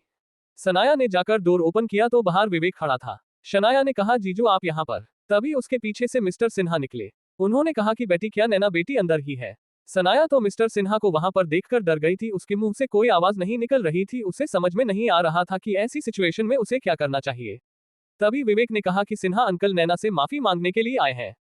ये सुनकर तो शनाया को और भी बड़ा शौक लगा। कभी साइड से मिस्टर सिन्हा की नजर सोफे पर बैठी हुई नैना पर पड़ी। उन्होंने जल्दी से शनाया को साइड किया और वो नैना की तरफ चले गए। मिस्टर सिन्हा और उसके बेटे को यहाँ आते देखकर नैना और जिया दोनों डर गए थे। युग ने अपने हाथों की मुठ्ठियां गुस्से में कस ली थी। उसने तो डिसाइड कर लिया था कि इस बार अगर इस सिन्हा ने उसकी दीदी के बारे में कुछ भी कहा तो वह उसका मुंह तोड़ देगा। लेकिन मिस्टर सिन्हा ने नैना के पास आते ही उसके पैरों में गिरकर माफी मांगनी शुरू कर दी। नैना तो एकदम डर से पीछे हो गई थी। उसे तो समझ ही नहीं आ रहा था कि ये उसके साथ क्या हो रहा है। तभी मिस्टर सिन्हा ने कहा कि मुझसे बहुत बड़ी गलती हो गई जो मैंने अपने बेटे का इतनी बड़ी गलती में भी साथ दिया। बेटी तुम इसको और मुझे नादान समझकर माफ कर दो। आगे से हम कभी भी ऐसी गलती नहीं करेंगे। नैना के साथ साथ बाकी सभी शौक में थे। किसी को समझ नहीं आ रहा था कि ऐसा कैसा हो सकता है। शहर का इतना बड़ा आदमी हमारे घर पर माफी मांगने आया है। अभी तो वो पार्टी में क्या क्या बोले जा रहा था। फिर कुछ देर में ऐसा क्या हुआ कि वो यहाँ माफी मांगने के लिए आ गया, वो भी पैरों में गिरकर। क्या आप इन्हें इनकी इज्जत प्यारी नहीं है। नैना ने कहा, अंकल जी आप उठिए। आप ऐसे पैरों में गिरे हुए बिल्कुल भी अच्छे नहीं लग रहे हो। आपसे छोटी हूँ, मुझे और ज्यादा शर्मिंदा मत कीजिए। और रही बात आपको माफ करने की, तो आपने तो ऐसी कोई गलती भी नहीं की। आपने वही किया है जो एक पिता उस सिचुएशन में अपने बेटे के लिए करता। मिस्टर हसीना ने कहा कि जब तक तुम मुझे माफ नहीं कर देती मैं तुम्हारे पैरों में से नहीं उठूंगा। विवेक और मिस्टर सिन्हा के लड़के को तो समझ ही नहीं आ रहा था कि इन्हें क्या हुआ। उन्होंने ये एक्सपेक्ट नहीं किया था कि वो ऐसे नैना से माफी मांगेंगे। आखिर इस 2 कौड़ी की लड़की से पापा इतना क्यों डर रहे हैं। तभी नैना ने उनको कंधे से पकड़कर उठाया और कहा कि मैंने आपको माफ कर दिया है। आप खड़े हो जाए। ये सुनकर मिस्टर सिन्हा की खुशी का ठिकाना नहीं था। उसने कहा कि बेटी मैं तुम्हारे पति को भी छोड़ा दूंगा और उनसे कह देना कि मुझसे बहुत बड़ी गलती हो गई जो मैंने इतनी बड़ी बेवकूफी की। इतना कहकर वो वहां से निकल गए। उन्हें के लिए अभी मुश्किल से 2 ही हुए होंगे तभी डोरबेल दोबारा बजने लगी। शनाया ने सोचा कि अब कौन आ गया और उसे न जाकर डोर ओपन किया। बाहर खड़े शख्स को देखकर शनाया की आंखें फटी की फटी रह गई। उसे 100% यकीन था कि इन्हें मिस्टर सिन्हा ने तो नहीं छुड़ाया है, नहीं तो ये इतनी जल्दी यहाँ नहीं आते। उसका मुंह खुला का खुला रह गया था। अथर्व भी शनाया के साइड से निकलकर हॉल में चला गया था। नाना ने उसे आते हुए देखा तो दौड़कर उसके गले से लग गई और रोते हुए कहा कि मुझे तुम पर भरोसा था कि तुम जरूर आओगे। अथर्व ने कहा, तो फिर तुम रो क्यों रहे हो जब तुम्हें मुझ पर इतना यकीन था। नैना ने कहा कि पता नहीं क्यों आज मेरे आंसू रुकने का नाम ही नहीं ले रहे थे। अथर्व ने कहा कि मैं तुम्हें रोते हुए नहीं देख सकता। अच्छा है, उसके लिए मुझे कुछ भी क्यों न करना पड़े। उसने आगे कहा, तुम बहुत थक गई हो, अब तुम्हें आराम करना चाहिए। इतना कहकर अथर्व नैना को ऊपर उसके कमरे में लेकर चला गया। नैना को उसके कमरे में छोड़कर अथर्व वापस नीचे आने के लिए मुड़ा ही था कि तभी नैना ने बड़े धीरे से कहा कि मत जाओ, मुझे अकेला अच्छा नहीं लग रहा। आज पहली बार नैना ने अथर्व से कुछ कहा था। उसने रूम का डोर क्लोज किया और उसके बाद वॉशरूम में जाकर कपड़े चेंज कर लिए। अथर्व ने वॉशरूम से आने के बाद नैना की भी नाइट ड्रेस निकालकर बेड पर रख दी। नैना को हमेशा उसके पसंद के कपड़े रेडी मिलते थे और वह हमेशा उन कपड़ों को ही पहना करती थी जो अथर्व उसके लिए रखा करता था। नैना भी वॉशरूम में जाकर कपड़े चेंज करके आ गई। इतनी देर में अथर्व ने फर्श पर अपना बिस्तर रेडी कर लिया था। अथर्व को देखकर नैना ने कहा कि मुझे तुमसे कुछ जरूरी बातें करनी है। अथर्व ने कहा कि बोलो, तुम्हें क्या कहना है। नैना ने आपका सबसे पहले उसका बिस्तर हटाया और उसे वापस वार्डरोब में रख दिया। अथर्व सोच रहा था कि नैना क्या करना चाहती है। क्या अब उसका मन बदल गया जो कि अब वो उसे रूम से बाहर निकालने की सोच रही है। वो ये बात सोचकर डोर की तरफ बढ़ा ही था कि नैना ने उसका हाथ पकड़ लिया। उसे कुछ समझ नहीं आया। तभी नैना ने उसे बेड पर बिठाया और एक तरफ खुद बैठ गई। नैना ने कहा कि क्या ऐसा कुछ है जो तुम मुझसे कहना चाहते हो। ये सुनकर उसकी हिम्मत ही नहीं हुई कि वो नैना से क्या कहे। नैना उसे देखकर समझ गई थी कि वह बहुत ज्यादा घबरा रहा है। नैना ने उससे कहा कि मैं तुम्हारे साथ अपनी मैरिज लाइफ को आगे बढ़ाना चाहती हूँ। क्या तुम भी यही चाहते हो। अथर्व की तो खुशी का ठिकाना ही नहीं था। उस समय अपना सिर हिला दिया पर उससे कुछ बोला नहीं गया। उसकी आंखें नम हो गई थी। नैना उसकी फीलिंग समझ रही थी। नैना ने उससे कहा कि मेरे बारे में तो सब कुछ जानते हो लेकिन मैं तुम्हारे बारे में कुछ नहीं जानती। क्या कुछ ऐसा है जो तुम मुझसे शेयर करना चाहते हो। आथा का मन तो हो रहा था कि वह उसे सब कुछ बता दे पर वह इस बात से डर रहा था कि कहीं इतनी बड़ी बात को सुनकर नैना नाराज न हो जाए। आखिर अथर्व नैना से क्या कहने वाला है। क्या वो अपनी सच्चाई नैना को बता देगा। क्या नैना के सामने आज अथर्व के सारे सीक्रेट खुल जाएंगे। आखिर उनकी लाइफ में कौन सा नया मोड़ आने वाला है और कैसी रहेगी उनकी नई लाइफ की शुरुआत। आगे जानने के लिए जुड़े रहिए हमसे सुपर रिच घर जमाए only on pocket FM novel पर। CH9 नैना और अथर्व की यादगार रात। अथर्व ने कहा कि मेरे कुछ ऐसे सीक्रेट्स हैं जो वक्त आने पर तुम्हें पता चल जाएंगे। नैना ने कहा कि मैंने आज तक तुमसे कुछ नहीं पूछा कि पिछले 3 साल से तुम कहाँ जाते हो, कहाँ जॉब करते हो और क्या कमाते हो, लेकिन मैं भी चाहती हूँ कि जैसे सभी लड़कियों को अपने हस्बैंड के बारे में सब कुछ पता होता है वैसे मुझे भी तुम्हारे बारे में पता हो। मुझे पता है कि मैं तुमसे कुछ ज्यादा एक्सपेक्ट कर रही हूँ क्योंकि आज तक तुमने भी मुझसे कुछ नहीं पूछा है। पर तुम शायद ऐसे रह सकते हो लेकिन मैं ऐसे नहीं रह सकती। अगर तुम कहीं जो नहीं करते तो तुम मेरी कंपनी में भी जो कर सकते हो मैं तुम्हारे लिए HR में बात कर लूंगी। अथर्व ने कहा कि मैं सिंघानिया ग्रुप में काम करता हूँ। ये सुनकर तो नैना की धड़कनें बढ़ गई क्योंकि सिंघानिया ग्रुप को भला कौन नहीं जानता था। अथर्व ने नैना के दोनों हाथ अपने हाथों में लिए और उससे कहा कि अगर तुम्हें आगे चलकर मेरे कुछ सीक्रेट पता चले तो तुम प्रॉमिस करो मुझसे नाराज नहीं होगी। ये सुनकर नैना के दिल की धड़कन बढ़ने लगी थी। उसने कहा कि तुम कहना क्या चाहते हो, कहीं ऐसा तो नहीं है कि बाहर कोई तुम्हारे दूसरी बीवी और बच्चे हैं, और अगर ऐसा है तो उसके लिए मैं कभी भी तुम्हें माफ नहीं करूंगी। ये सुनकर अथर्व के चेहरे पर छोटी सी स्माइल आ गई थी। अथर्व ने कहा कि मैंने इन 3 सालों में आज तक किसी लड़की से बात नहीं की है, अपनी अग्रवाल फैमिली के सदस्यों को छोड़कर। ये सुनकर नैना के दिल में एक ठंडक का एहसास हुआ। नैना ने कहा अगर लड़की के मैटर के अलावा तुम किसी का फोन करके भी मेरे पास आ गई तो भी मैं कभी नहीं छोड़ूंगी। ये नैना अग्रवाल का प्रॉमिस है। सॉरी मिसेज नैना सिंघानिया का प्रॉमिस है। और मैं ये नहीं चाहती कि बाहर किसी को भी हमारे रिश्ते के बारे में पता चले। ये सुनकर अथर्व को थोड़ा दुख हुआ। उसे लगा कि शायद नैना को भी ये बात पसंद नहीं है कि उसका हस्बैंड गरीब है। कभी नैना ने उसके फेस के एक्सप्रेशन चेंज होते हुए देख लिए थे। नैना ने कहा कि मुझे तुम्हारे गरीब होने से कोई फर्क नहीं पड़ता। तुम्हें उल्टा सीधा सोचने की जरूरत नहीं है। मैं तो बस ये चाहती हूँ कि कोई भी तुम्हें मेरे साथ जोड़कर कुछ सुनाए ना, क्योंकि जब कोई तो मैं कुछ भी जाता है तो मेरे दिल में दर्द होता है और मैं ये टॉलरेट नहीं कर पाती। यही रीजन है कि मैं कभी भी अपने फैमिली वालों की तुम्हारे बारे में कोई बात नहीं सुनती।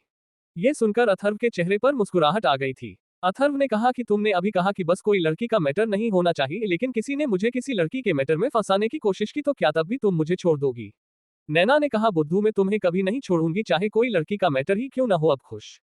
ये सुनकर अथर्व के चेहरे पर मुस्कुराहट आ गई। उसने खुशी खुशी में नैना को कसकर गले से लगा लिया। नैना ने कहा पागल, मुझे मारने का इरादा है, इतने कसकर कौन गले लगाता है।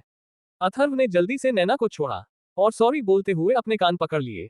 नैना ने कहा बुद्धू मैं नाराज होगी, और अभी मैंने ही तो कहा कि मैं अपनी मैरिज लाइफ को आगे बढ़ाना चाहती है, तो इसमें गलत ही क्या है। और अब आज ही सारी बातें करने का इरादा है, कल मुझे ऑफिस भी जाना है।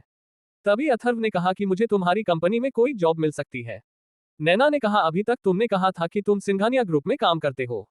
अथर्व ने कहा करता तो हूं, पर मुझे वहां पर 1.5-2 घंटे का ही काम रहता है और वो मैनेज कर लूंगा। बस मेरा मानना है कि मैं तुम्हारे साथ रहकर तुम्हें प्रोटेक्ट कर सकूं। चाहो तो मुझे अपना असिस्टेंट रख सकती हो। नैना ने कहा अभी मैं उस पोस्ट पर नहीं हूं जो कि मैं असिस्टेंट रख सकूं, लेकिन मैं तुम्हें अपनी कंपनी में कोई जॉब जरूर दिलवा दूंगा। चलो अब सोते हैं। ये सुनकर अथर्व बेड से खड़ा हुआ और वार्डरोब से अपना बिस्तर लेने के लिए चला। उसे देखकर नैना ने अपने माथे पर हाथ रख लिया। हे भगवान, इस बुद्धू को मेरे ही पल्ले बांधना था। अथर्व को समझ नहीं आया कि ऐसा नैना ने क्यों कहा। वो कंफ्यूज होकर नैना को देखने लगा। नैना ने कहा, बुद्धू, अभी तो मैंने कहा कि हम अपनी मैरिज लाइफ को एक चांस देते हैं। उसे अब भी कुछ समझ नहीं आया। नैना ने उठकर उसका हाथ पकड़ा और उसे बेड पर लिटाया। उसने कहा कि आज से तुम मेरे साथ बेड पर सो सकते हो। ये सुनकर माथुर को विश्वास ही नहीं हुआ कि नैना उससे इस तरह मैरिज लाइफ को चांस देने के लिए कह रही थी। उसके लिए तो इतना ही काफी था कि आज नैना ने उससे अपने दिल की बात करी थी। उसके चेहरे पर मुस्कुराहट आ गई थी। उसके बाद नैना भी उसके साइड में आकर लेट गई। नैना ने रूम की लाइट ऑफ कर दी और नाइट लैंप को जला दिया। अथर्व ने दोनों के बीच में एक पिलो रख दिया था। तभी साइड टेबल पर रखा हुआ अथर्व के मोबाइल की रिंगटोन बजने लगी। उसने साइड टेबल पर से फोन उठाया तो उस पर दादाजी की कॉल थी। उसने कॉल रिसीव की और कहा, जी दादाजी। इससे पहले वो दादाजी की आवाज सुन पाता, नैना ने उसके हाथ से फोन ले लिया और कहा कि दादाजी वो सो गए हैं और अब से वो आपके साथ नहीं सो पाएंगे। ये सुनकर दादाजी की खुशी का ठिकाना नहीं था। वो तो कितने दिन से इन शब्दों को सुनने का इंतजार कर रहे थे। दादाजी ने कहा, ठीक है बेटी, मुझे अच्छा लगा कि तुमने उसे अपना लिया। इतना कहकर उन्होंने कॉल डिस्कनेक्ट कर दी। नैना ने अथर्व के फोन को साइड में रखा और उसकी तरफ आ गई। तभी उसे फील हुआ कि बीच में तकिया लगा हुआ है। उसने गुस्से में तकिए को उठाकर नीचे जमीन पर फेंक दिया और अथर्व की बाहों में आकर लेट गई। उसके मुलायम और सॉफ्ट बॉडी के टच से अथर्व का पूरा शरीर झंझना गया। उसे अपने शरीर में से गर्म भाप सी निकलती हुई महसूस होने लगी। उसका शरीर कांपक पाने लगा। नैना का भी कुछ यही हाल था। दोनों को ही लेट नींद आई थी, पर वो अनकंफर्टेबल होने पर भी एक दूसरे से अलग नहीं हुए थे, क्योंकि नैना ने डिसाइड कर लिया था कि अब वह पूरी जिंदगी अथर्व के साथ ही बिताना चाहती है। और हर रही कमाने की बात, तो इतना तो उसे पता था कि वो कभी भूखे नहीं मरने वाले। जब सुबह नैना की आंखें खुली तो अथर्व उसे अपनी बाहों में लेकर सोया हुआ था, जैसे कि वो उसके लिए प्रेशियस खजाना हो। ये देखकर नैना को काफी अच्छा लगा। नैना को उसकी मुस्कुलर बॉडी और 6 पैक एब्स फील हो रहे थे। उसे आज पता चला था कि उसका हस्बैंड इतना ज्यादा हॉट है। उसने अथर्व को उठाना ठीक नहीं समझा, इसलिए उसने थोड़ी देर अपनी आंखें बंद कर ली। कुछ ही मिनट बाद अथर्व की आंखें भी खुल गई थी। वो नैना के चेहरे को निहारने लगा था। वैसे तो वो हमेशा ही सोती हुई नैना के चेहरे को निहारता रहता था, लेकिन इतने पास से वो नैना के चेहरे को पहली बार देख रहा था। उसे बॉडी की खुशबू फील हो रही थी। अथर्व के चेहरे पर हल्की सी स्माइल थी। तभी नैना ने अपनी आंखें खोल दी, जिससे अथर्व एकदम से घबरा गया था। अथर्व ने आंखें बंद कर ली थी। उसने सोचा नहीं था कि उसके साथ ऐसा हो सकता है। उसे ऐसे पकड़े जाने पर काफी शर्म महसूस हो रही थी, लेकिन उसकी गिल्टी वाली फीलिंग को नैना ने एकदम से खुशी में बदल दिया। नैना ने उसके लिप्स को अपने लिप्स से छुआ और एकदम से वो उठकर वॉशरूम में दौड़कर चली गई। अथर्व ने रात को ही कपड़े वॉशरूम में रख दिए थे। नैना की इतनी हिम्मत नहीं थी कि उसके बाद वो अथर्व को फेस कर सके। अथर्व को फील हो गया था कि नैना ने अभी क्या किया था। उसने अपने आप से ही कहा कि तो एक नंबर का गधा है, इतने अच्छे पलों में तेरी आंखें बंद थी। लेकिन तभी उसके दिमाग में ख्याल आया कि हो सकता है मेरी आंखें बंद होने की वजह से ही नैना ने इतनी हिम्मत दिखाई हो। उसकी तो खुशी का ठिकाना ही नहीं था। नैना के वॉशरूम से आने के बाद वो जल्दी से वॉशरूम में चला गया। वो भी बात लेकर जल्दी से रेडी हो गया था। उसके बाद दोनों नीचे चले गए। जिया और सनाया नीचे हॉल में बैठे हुए थे। तभी उन्होंने अथर्व और नैना को एक साथ आते हुए देखा। उनके चेहरे के एक्सप्रेशन बिल्कुल पहले जैसे ही था। जिया ने सनाया से कहा कि सनाया, मैं कोई सपना तो नहीं देख रही है, ये दोनों एक साथ कैसे हो सकते हैं। सनाया ने कहा, दीदी आप कुछ ज्यादा ही सोच रहे हो। उनके फेस के एक्सप्रेशन उनके बीच की दूरियों को बयां कर रही है। शनाया से जिया ने कहा कि तुम भी बच्ची हो, मैं नैना को बचपन से जानती हूँ, मैं ऐसा हो ही नहीं सकता कि रात को इनके बीच कुछ हुआ ना हो। ये 100% अपनी लाइफ में आगे बढ़ चुके हैं। सनाया ने कहा, दीदी आप कैसी बात कर रहे हो, आप ये कहने की कोशिश कर रहे हो कि इन दोनों ने बेड शेयर किया है। अरे बुद्धू, तुम्हारा दिमाग एक ही जगह पर क्यों जाता है। लाइफ में आगे बढ़ने का मतलब एक ही चीज नहीं होती, और भी काफी चीजें होती है, जैसे कि इनके बीच अंडरस्टैंडिंग होना, एक दूसरे की केयरिंग करना और एक दूसरे का साथ देना। ये सभी बातें इस तरफ इशारा करती है कि ये लोग अपनी लाइफ में आगे बढ़ चुकी है। कल तुमने देखा था ना नैना इसकी कितनी केयर कर रही थी, और आज ये दोनों एक साथ। इसका मतलब यही है कि अब कोई चाहकर भी इनको एक दूसरे से अलग नहीं कर सकता। शर्मा ने कहा, दीदी क्या सच में ऐसा हो सकता है। मुझे तो डर लग रहा है कि एक तो विवेक जीजू है, जिन्हें देखकर मुझे खुशी होती है कि ये मेरे जीजू है, और न ही मुझे अपने फ्रेंड्स के आगे इसी बात का डर रहता है कि कहीं मेरी इंसल्ट तो नहीं हो जाएगी। और एक ये अथर्व जीजू है, इनकी वजह से मैं अपनी किसी फ्रेंड को घर के लिए भी इनवाइट नहीं करती। वो कई बार मुझसे कहती है कि यार तू कभी भी अपने घर हमको नहीं बुलाती, आखिर हमारी प्रॉब्लम क्या है। मैं उन्हें ये बात कैसे बताऊं कि अगर मैंने गलती से हमने घर बुला लिया तो उतारों के बारे में मैं उनसे क्या कहूंगी। कहना क्या है, जो है वही बताना। ये वर्ड्स नैना के थे। सनाया ने कहा, दी मैं कुछ समझी नहीं। शनाया ने कहा कि अपनी फ्रेंड्स को अथर्व के बारे में वही बताना जो कि उसका रिलेशन है तुमसे। ये सुनकर जिया और सनाया दोनों हैरान रह गई थी। तभी युग वहां पर आया। उसने अथर्व से कहा, जीजू आज आप वर्कआउट के लिए नहीं आए, तो आज आप शाम को फ्री रहना। अथर्व ने सबके लिए कॉफी लाते हुए युग से कहा, ठीक है, शाम को मैं फ्री हूं और मैं सोच रहा था कि अब से हम वर्कआउट नाइट में ही किया करेंगे। युग ने कहा, तो फिर डील डन। अगर आपको ये स्टोरी पसंद आई हो तो please share share share share और like on my story on Pocket Novels. Please subscribe my channel, give likes on episodes, give likes. लेकिन ये बात सुनकर नैना के चेहरे पर एक छोटी सी स्माइल आ गई थी, जो कि जिया ने नोटिस कर ली थी, और सनाया ने उस बात को अथर्व के आगे करना ठीक नहीं समझा। विजय अग्रवाल और मनीषा काफी लेट पार्टी में से आए थे, इसलिए वो अभी तक अपने रूम से बाहर नहीं आए थे और दादाजी गार्डन में वॉक के लिए गए थे। सभी ब्रेकफास्ट करके उस बंगले से निकल गए थे। आज तक किसी को नहीं पता था कि अथर्व करता क्या था, पर वो हमेशा शाम 5 बजे घर आ जाता था और शाम का खाना वही बनाता था। नैना और जिया अपनी कार में ऑफिस के लिए निकल गए थे। युग और शनाया भी टैक्सी लेकर कॉलेज के लिए निकल गए थे। आगे चौक पर उन्होंने एक लग्जरी गाड़ियों की लंबी सी लाइन देखी। युग तो उन गाड़ियों को देखता ही रह गया। उसने कहा, शनाया, अगर हमें इनमें से एक कार भी मिल जाए तो हमारी तो किस्मत ही बदल जाएगी, लेकिन पता नहीं आखिर ये इतनी सारी लग्जरी कारें किसकी है। सनाया ने कहा, तू तो मुझसे से पूछ रहा है जैसे कि ये गाड़ियां मैंने ही यहाँ पर बुलाई है, मुझे क्या पता ये किसकी है। युग ने कहा कि काश में भी ऐसी गाड़ी मैं कॉलेज जा पाता। ये सोचते हुए वो उन गाड़ियों को क्रॉस करके आगे निकल गए। कुछ देर बाद वो सारी गाड़ियां उनके साइड में चल रही थी। तभी एक गाड़ी ने आगे जाकर उस टैक्सी को ब्लॉक कर दिया। ये देखकर सनाया थोड़ा घबरा गई थी। तभी उसमें से एक गार्ड उतर कर आया। वो गन से लैस था। उसने आकर युग से कहा कि हमारे बॉस चाहते हैं कि आप हमारे साथ चले। वो दोनों एक ही कॉलेज में पढ़ते थे। युग फर्स्ट ईयर में था और सनाया थर्ड ईयर में थी। ये सुनकर वो दोनों थोड़ा डर गए थे। आखिर वो गाड़ियां किसकी थी और उन्होंने युग और सनाया की गाड़ी को क्यों रोका था। होना गाड़ियों में कौन था जो उन्हें अपने साथ चलने के लिए कह रहा था। आखिर वो दोनों कैसे इस मुसीबत से निकल पाएंगे। आगे जानने के लिए जुड़े रहिए हमसे सुपर रिच घर जमाए only on pocket FM novel पर। CH10 नैना का रिजाइन। युग और शनाया दोनों डर गए थे और कांपते हुए गाड़ी से उतरे। गार्ड ने उन्हें एक कार में बैठने के लिए कहा। ऐसी सिचुएशन में उन्हें समझ नहीं आ रहा था कि वो क्या करें। वो डरते हुए उस ब्लैक कलर की लग्जरी बुगाटी में बैठ गए थे। उस कार का इंटीरियर इतना लग्जूरियस था कि उसे देखकर उनकी आंखें फटी की फटी रह गई। पर इस समय वो दोनों कुछ ज्यादा ही डरे हुए थे। लेकिन जैसे ही गाड़ियों ने इस फिर पकड़ी तो युग ने थोड़ा नॉर्मल होने के बाद पॉकेट से अपना फोन निकाला। उसने जल्दी से अपने जीजू का फोन नंबर डायल कर दिया। दूसरी तरफ से कॉल रिसीव हुई, लेकिन तब भी वो सभी गाड़ियां रुक चुकी थी। जैसे ही युग की नजर बाहर गई तो उनकी कार कॉलेज के मेन डोर के सामने खड़ी हुई थी। कॉलेज में अब भी स्टूडेंट्स का आना लगा हुआ था। तभी इतनी सारी लग्जरी कारों को उनके कॉलेज के डोर पर रुकता हुआ देख स्टूडेंट्स की भीड़ लग गई। सभी सोच रहे थे कि इन गाड़ियों को फोन आया होगा। आखिर इस शहर में किस पर इतनी सारी लग्जरी गाड़ियां हैं। तभी गाड़ियों में से 2 गार्ड निकले और उन दोनों ने पीछे वाली कार की बैक डोर ओपन किए और उन्होंने युग और सनाया से कहा कि सर मैडम, आप दोनों का कॉलेज आ गया है। युग के फोन पर दूसरी तरफ से हेलो की आवाज आ रही थी, पर युग तो इतना शॉक था कि उससे कोई वर्ड बोला ही नहीं जा रहा था। वो अपने बैग को लेकर कार से बाहर निकले और कॉलेज के अंदर जाने लगे। वो दोनों तो इस बात से शॉक थे कि आखिर उन गाड़ियों में ऐसा कौन था जिसने उन दोनों को यहाँ तक इतनी VIP लिफ्ट दी। जब कॉलेज के स्टूडेंट्स ने उन दोनों को कार से उतरते हुए देखा तो उनके पैरों के नीचे से जमीन खिसक गई थी। उन्हें अपनी आंखों पर विश्वास नहीं हो रहा था। सभी को अग्रवाल के बारे में पता था, लेकिन कोई इस बात पर विश्वास नहीं कर सकता था कि वो दोनों ऐसी गाड़ियों में आ सकते हैं, क्योंकि ऐसा रईस तो उस कॉलेज में कोई नहीं था। पर सभी ने उन दोनों को ही कार से उतरते हुए देखा था, इसलिए वो इस बात को झुठला भी नहीं सकते थे। उन सभी के ऐसे चेहरे देखकर युग और सनाया दोनों के चेहरे पर मुस्कान आ गई। युग ने जल्दी से सारी बातें अथर्व को एक्सप्लेन की। वही अथर्व कार में बैठा उसकी बातों को सुनकर मुस्कुरा रहा था। अथर्व ने कहा कि क्या तुमको रोज ऐसे ही लिफ्ट चाहिए। ये सुनकर तो युग को अपने कानों पर विश्वास ही नहीं हुआ।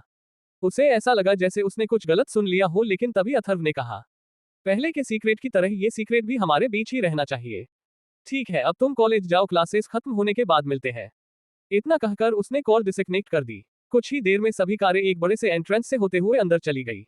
रोड के दोनों तरफ काफी सुंदर पार्क लगा हुआ था और सामने एक बहुत बड़ी इमारत थी। उसके पीछे 8-10 बड़े बड़े वेयरहाउस थे, जहां कॉटन से लगातार सूती कपड़े तैयार किए जाते थे। सिंघानिया ग्रुप का कपड़ा, डिजाइनर सूट, ड्रेस सभी बहुत ज्यादा फेमस और काफी महंगी थी। उनके ब्रांड का पूरे वर्ल्ड में नाम था। आज जहां पर अथर्व की कार आकर रुकी थी वो सिंघानिया ग्रुप का हेड ऑफिस था। उसकी मुलाकात आज इतने सालों बाद अपने पिता से होने वाली थी। वो बहुत ज्यादा नर्वस था। उसकी घबराहट उसके चेहरे पर साफ दिखाई दे रही थी। अथर्व बिल्कुल नॉर्मल कपड़ों में था। अथर्व को पार्किंग से प्राइवेट लिफ्ट से सीधे चेयरमैन सर के ऑफिस के फ्लोर पर ले जाया गया। उस फ्लोर का इंटीरियर काफी ज्यादा लेविश था। उसकी गैलरी में दोनों तरफ कांच का पार्टीशन बनाया गया था और उसमें हर तरह के गमले रखे हुए थे। अथर्व को पता था कि उसके पापा नेचर से कितना प्यार करते हैं और उन्हें पेड़ पौधे कितने ज्यादा पसंद है। यही वजह थी कि उनकी बिल्डिंग के बाहर इतने बड़े एरिया में पार्क और पेड़ पौधे लगाए गए थे और उन्हें काफी व्यवस्थित तरीके से रखा गया था। नैना भी अपने अग्रवाल ग्रुप में पहुंच चुकी थी। उसे बताया नहीं गया था कि आज मेंबर्स की बोर्ड मीटिंग रखी गई है। ये बात उसे रिसेप्शन पर पता चली थी। उसे इस बात से हैरानी हुई कि ऐसा कैसे हो सकता है कि उसे अपनी कंपनी की बोर्ड मीटिंग के बारे में ही नहीं पता। उसके शेयर्स से भी कंपनी में मौजूद थे। उसने सोचा कि कल हम संग था इसलिए शायद किसी को उसे बताना याद नहीं रहा, इसलिए उसने सभी बातों को नॉर्मल लिया और वो कंपनी में अंदर चली गई। उसके साथ जिया थी, उसे भी ये बात सुनकर हैरानी हुई थी। दोनों लिफ्ट से होते हुए सीधा कॉन्फ्रेंस हॉल में पहुंचे क्योंकि बोर्ड मीटिंग स्टार्ट हो चुकी थी। नैना ने जाकर कॉन्फ्रेंस हॉल का डोर ओपन किया और जिया के साथ सीधा अंदर चली गई। उसने सभी लोगों को ग्रीट किया पर उसे देखकर कोई भी खुश नहीं था। वो उन सभी के ऐसे चेहरे देखकर समझ नहीं पा रही थी कि इन सभी को क्या हुआ है। तभी उसकी नजर सीईओ की चेयर पर बैठे अपने कजन ध्रुव अग्रवाल पर गई।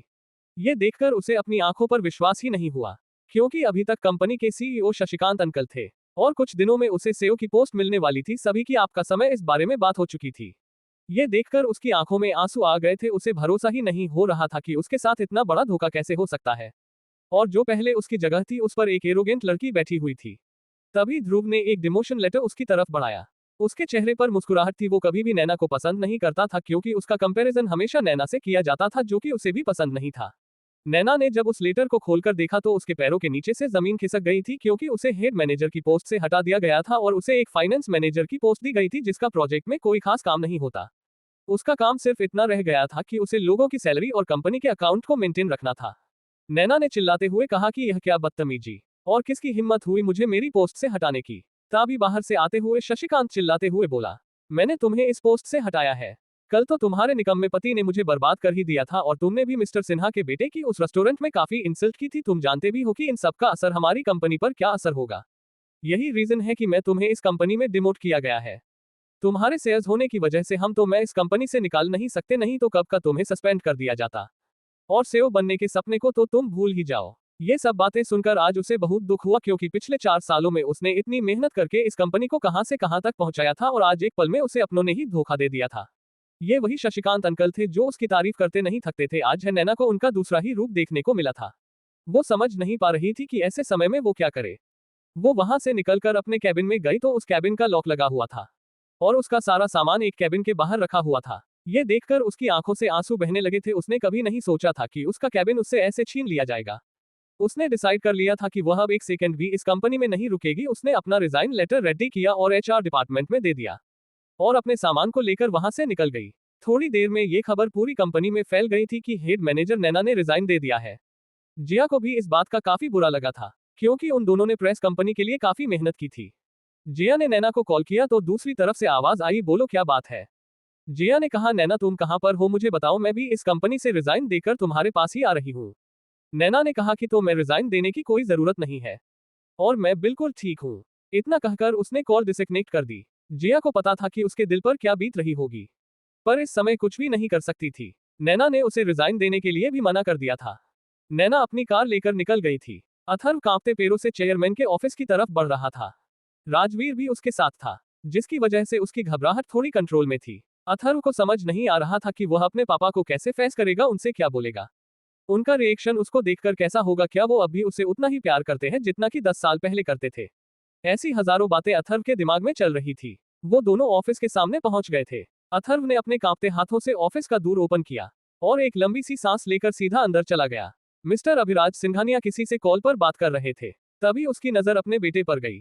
उन्होंने सबसे पहले जल्दी से अपनी बात पूरी करके कॉल डिस्कनेक्ट कर दी और अपनी जगह से खड़े हो गए। अथर्व की आंखों के सामने उसके पापा का ऐसा ही फेस था जैसा कि 10 साल पहले था। वो बिल्कुल भी नहीं बदले थे। उनको देखकर अथर्व की आंखों से आंसू टपकने लगे।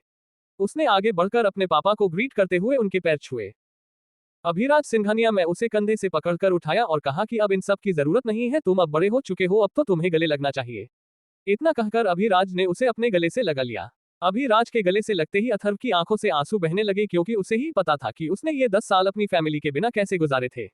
अभिराज ने उससे कहा कि तुम्हें स्ट्रोंग बनाने के लिए अपने पास से दूर किया था, पर तुम तो लड़कियों की तरह कमजोर दिखाई दे रहे हो। अभिराज ने अपने हालांकि इसे अपने बेटे के आंसू पोंछना और कहा कि मुझे बिल्कुल भी पसंद नहीं है कि तुम्हारे आंसू बहे। पर अभिराज को भी पता था जब उसने ये टास्क कंप्लीट किए थे तो वह भी अपने पिताजी से ऐसे ही गले लगकर रोए थे। अथर्व ने अपने आंसुओं पर कंट्रोल करते हुए बड़ी धीमी आवाज में कहा कि डैड, ये तो खुशी के आंसू है। आप इतने दिनों बाद जो देखा है, आप तो आज भी पहले की तरह ही हैंडसम है। मैं तो सोच रहा था कि आप दादाजी की तरह बूढ़े हो गए होंगे। अभिराज सिंघानिया ने कहा कि आज तक मेरे पिताजी अपने आप को बुरा नहीं मानते, तो मैं कैसे मान सकता हूं कि मैं बुरा हो गया हूं। कुछ देर से अथर्व का मोबाइल वाइब्रेट हो रहा था। वैसे तो उसके मोबाइल पर किसी की कॉल आती नहीं थी, पर आज 2 बार कॉल आ चुकी थी। कुछ देर तक वो दोनों बातें करते रहे। अभिराज ने अथर्व को सोफे पर बिठाया और उसके साथ अभिराज भी बैठ गए। उसका फोन अब भी वाइब्रेट हो रहा था, पर आज वो अपने पापा से मिलने पर इतना ज्यादा खुश था कि उसने कॉल रिसीव करना जरूरी नहीं समझा। अभिराज उससे काफी देर तक बात करने के बाद प्राइवेट बातों पर आ गए थे। राजवीर बाहर चला गया था। अभी राजकोष उससे उसकी शादी के बारे में भी बात करनी थी। उसके लिए बड़ी बड़ी फैमिली के रिश्ते आ रही थी, पर अभी तक अभिराज ने किसी रिश्ते के लिए हाँ नहीं की थी, क्योंकि वो चाहते थे कि अथर्व अपनी पसंद की लड़की से शादी करे। अभी तक अभिराज को कुछ नहीं पता था कि 10 सालों में अथर्व ने क्या किया था, क्योंकि कोई भी फैमिली का मेंबर उस पर नजर नहीं रख सकता था। आज शाम तक उनके पास अथर्व के पिछले 10 सालों की रिपोर्ट आने वाली थी। वो उस रिपोर्ट के लिए काफी ज्यादा एक्साइटेड थे। वो ही नहीं, पूरी फैमिली जानना चाहती थी कि अथर्व ने ये 10 साल कैसे बिताए थे। उसके छोटे भाई और बहन दोनों कॉलेज में जाने लगे थे। फैमिली का एक मेंबर ही इस टास्क को पूरा करता था। अभिराज ने भी नोटिस किया था कि अथर्व का फोन बार बार रिंग हो रहा है। उसने कहा था कि बेटा कॉल को रिसीव करो, क्या पता कोई इंपॉर्टेंट कॉल हो। अपने पापा के कहने पर अथर्व ने अपनी पॉकेट से मोबाइल निकाला, तब तक कॉल कट चुकी थी। उस पर जिया की 12 मिस्ड कॉल थी। ये देखकर उसकी थोड़ी घबराहट बढ़ गई थी। वो यही सोच रहा था कि जिया मुझे इतनी बात को क्यों कर रही है, कहीं नैना किसी मुसीबत में तो नहीं है। उसके पापा ने भी ये नोटिस कर लिया था कि उनका बेटा इस कॉल को देखकर परेशान हो गया है। वो भी यही सोच रहे थे कि ये किसकी कॉल हो सकती है। उन्होंने डिस्प्ले पर जिया नाम देख लिया था। उनके दिमाग में ये भी ख्याल आया कि कहीं उनके बेटे की कोई गर्लफ्रेंड तो नहीं है। अथर्व ने जल्दी से बैक कॉल की। आगे जानने के लिए जुड़े रहिए हमसे सुपर रिच घर जमाए only on pocket FM novel पर। आज के लिए बस इतना ही। अगर आप इस कहानी के बारे में और अधिक जानकारी चाहते हैं तो पढ़ते रहिए कहानी सुपर रिच घर जमाए ऑटो। और अगर आपको ये कहानी पसंद आई हो तो प्लीज लाइक, सब्सक्राइब और शेयर करें। और अगर हमारे कहानी में किसी भी प्रकार की गलती हुई हो तो कृपया मुझे कमेंट सेक्शन में इन्फॉर्म करें। और अगर आप हमारे चैनल WD नॉवल वर्ल्ड 2.0 को लाइक, शेयर, सब्सक्राइब और कमेंट करते हैं तो हमें और अधिक मोटिवेशन मिलती है इस तरह की और कंटेंट बनाने के लिए। धन्यवाद। Folded hands, folded hands, folded hands.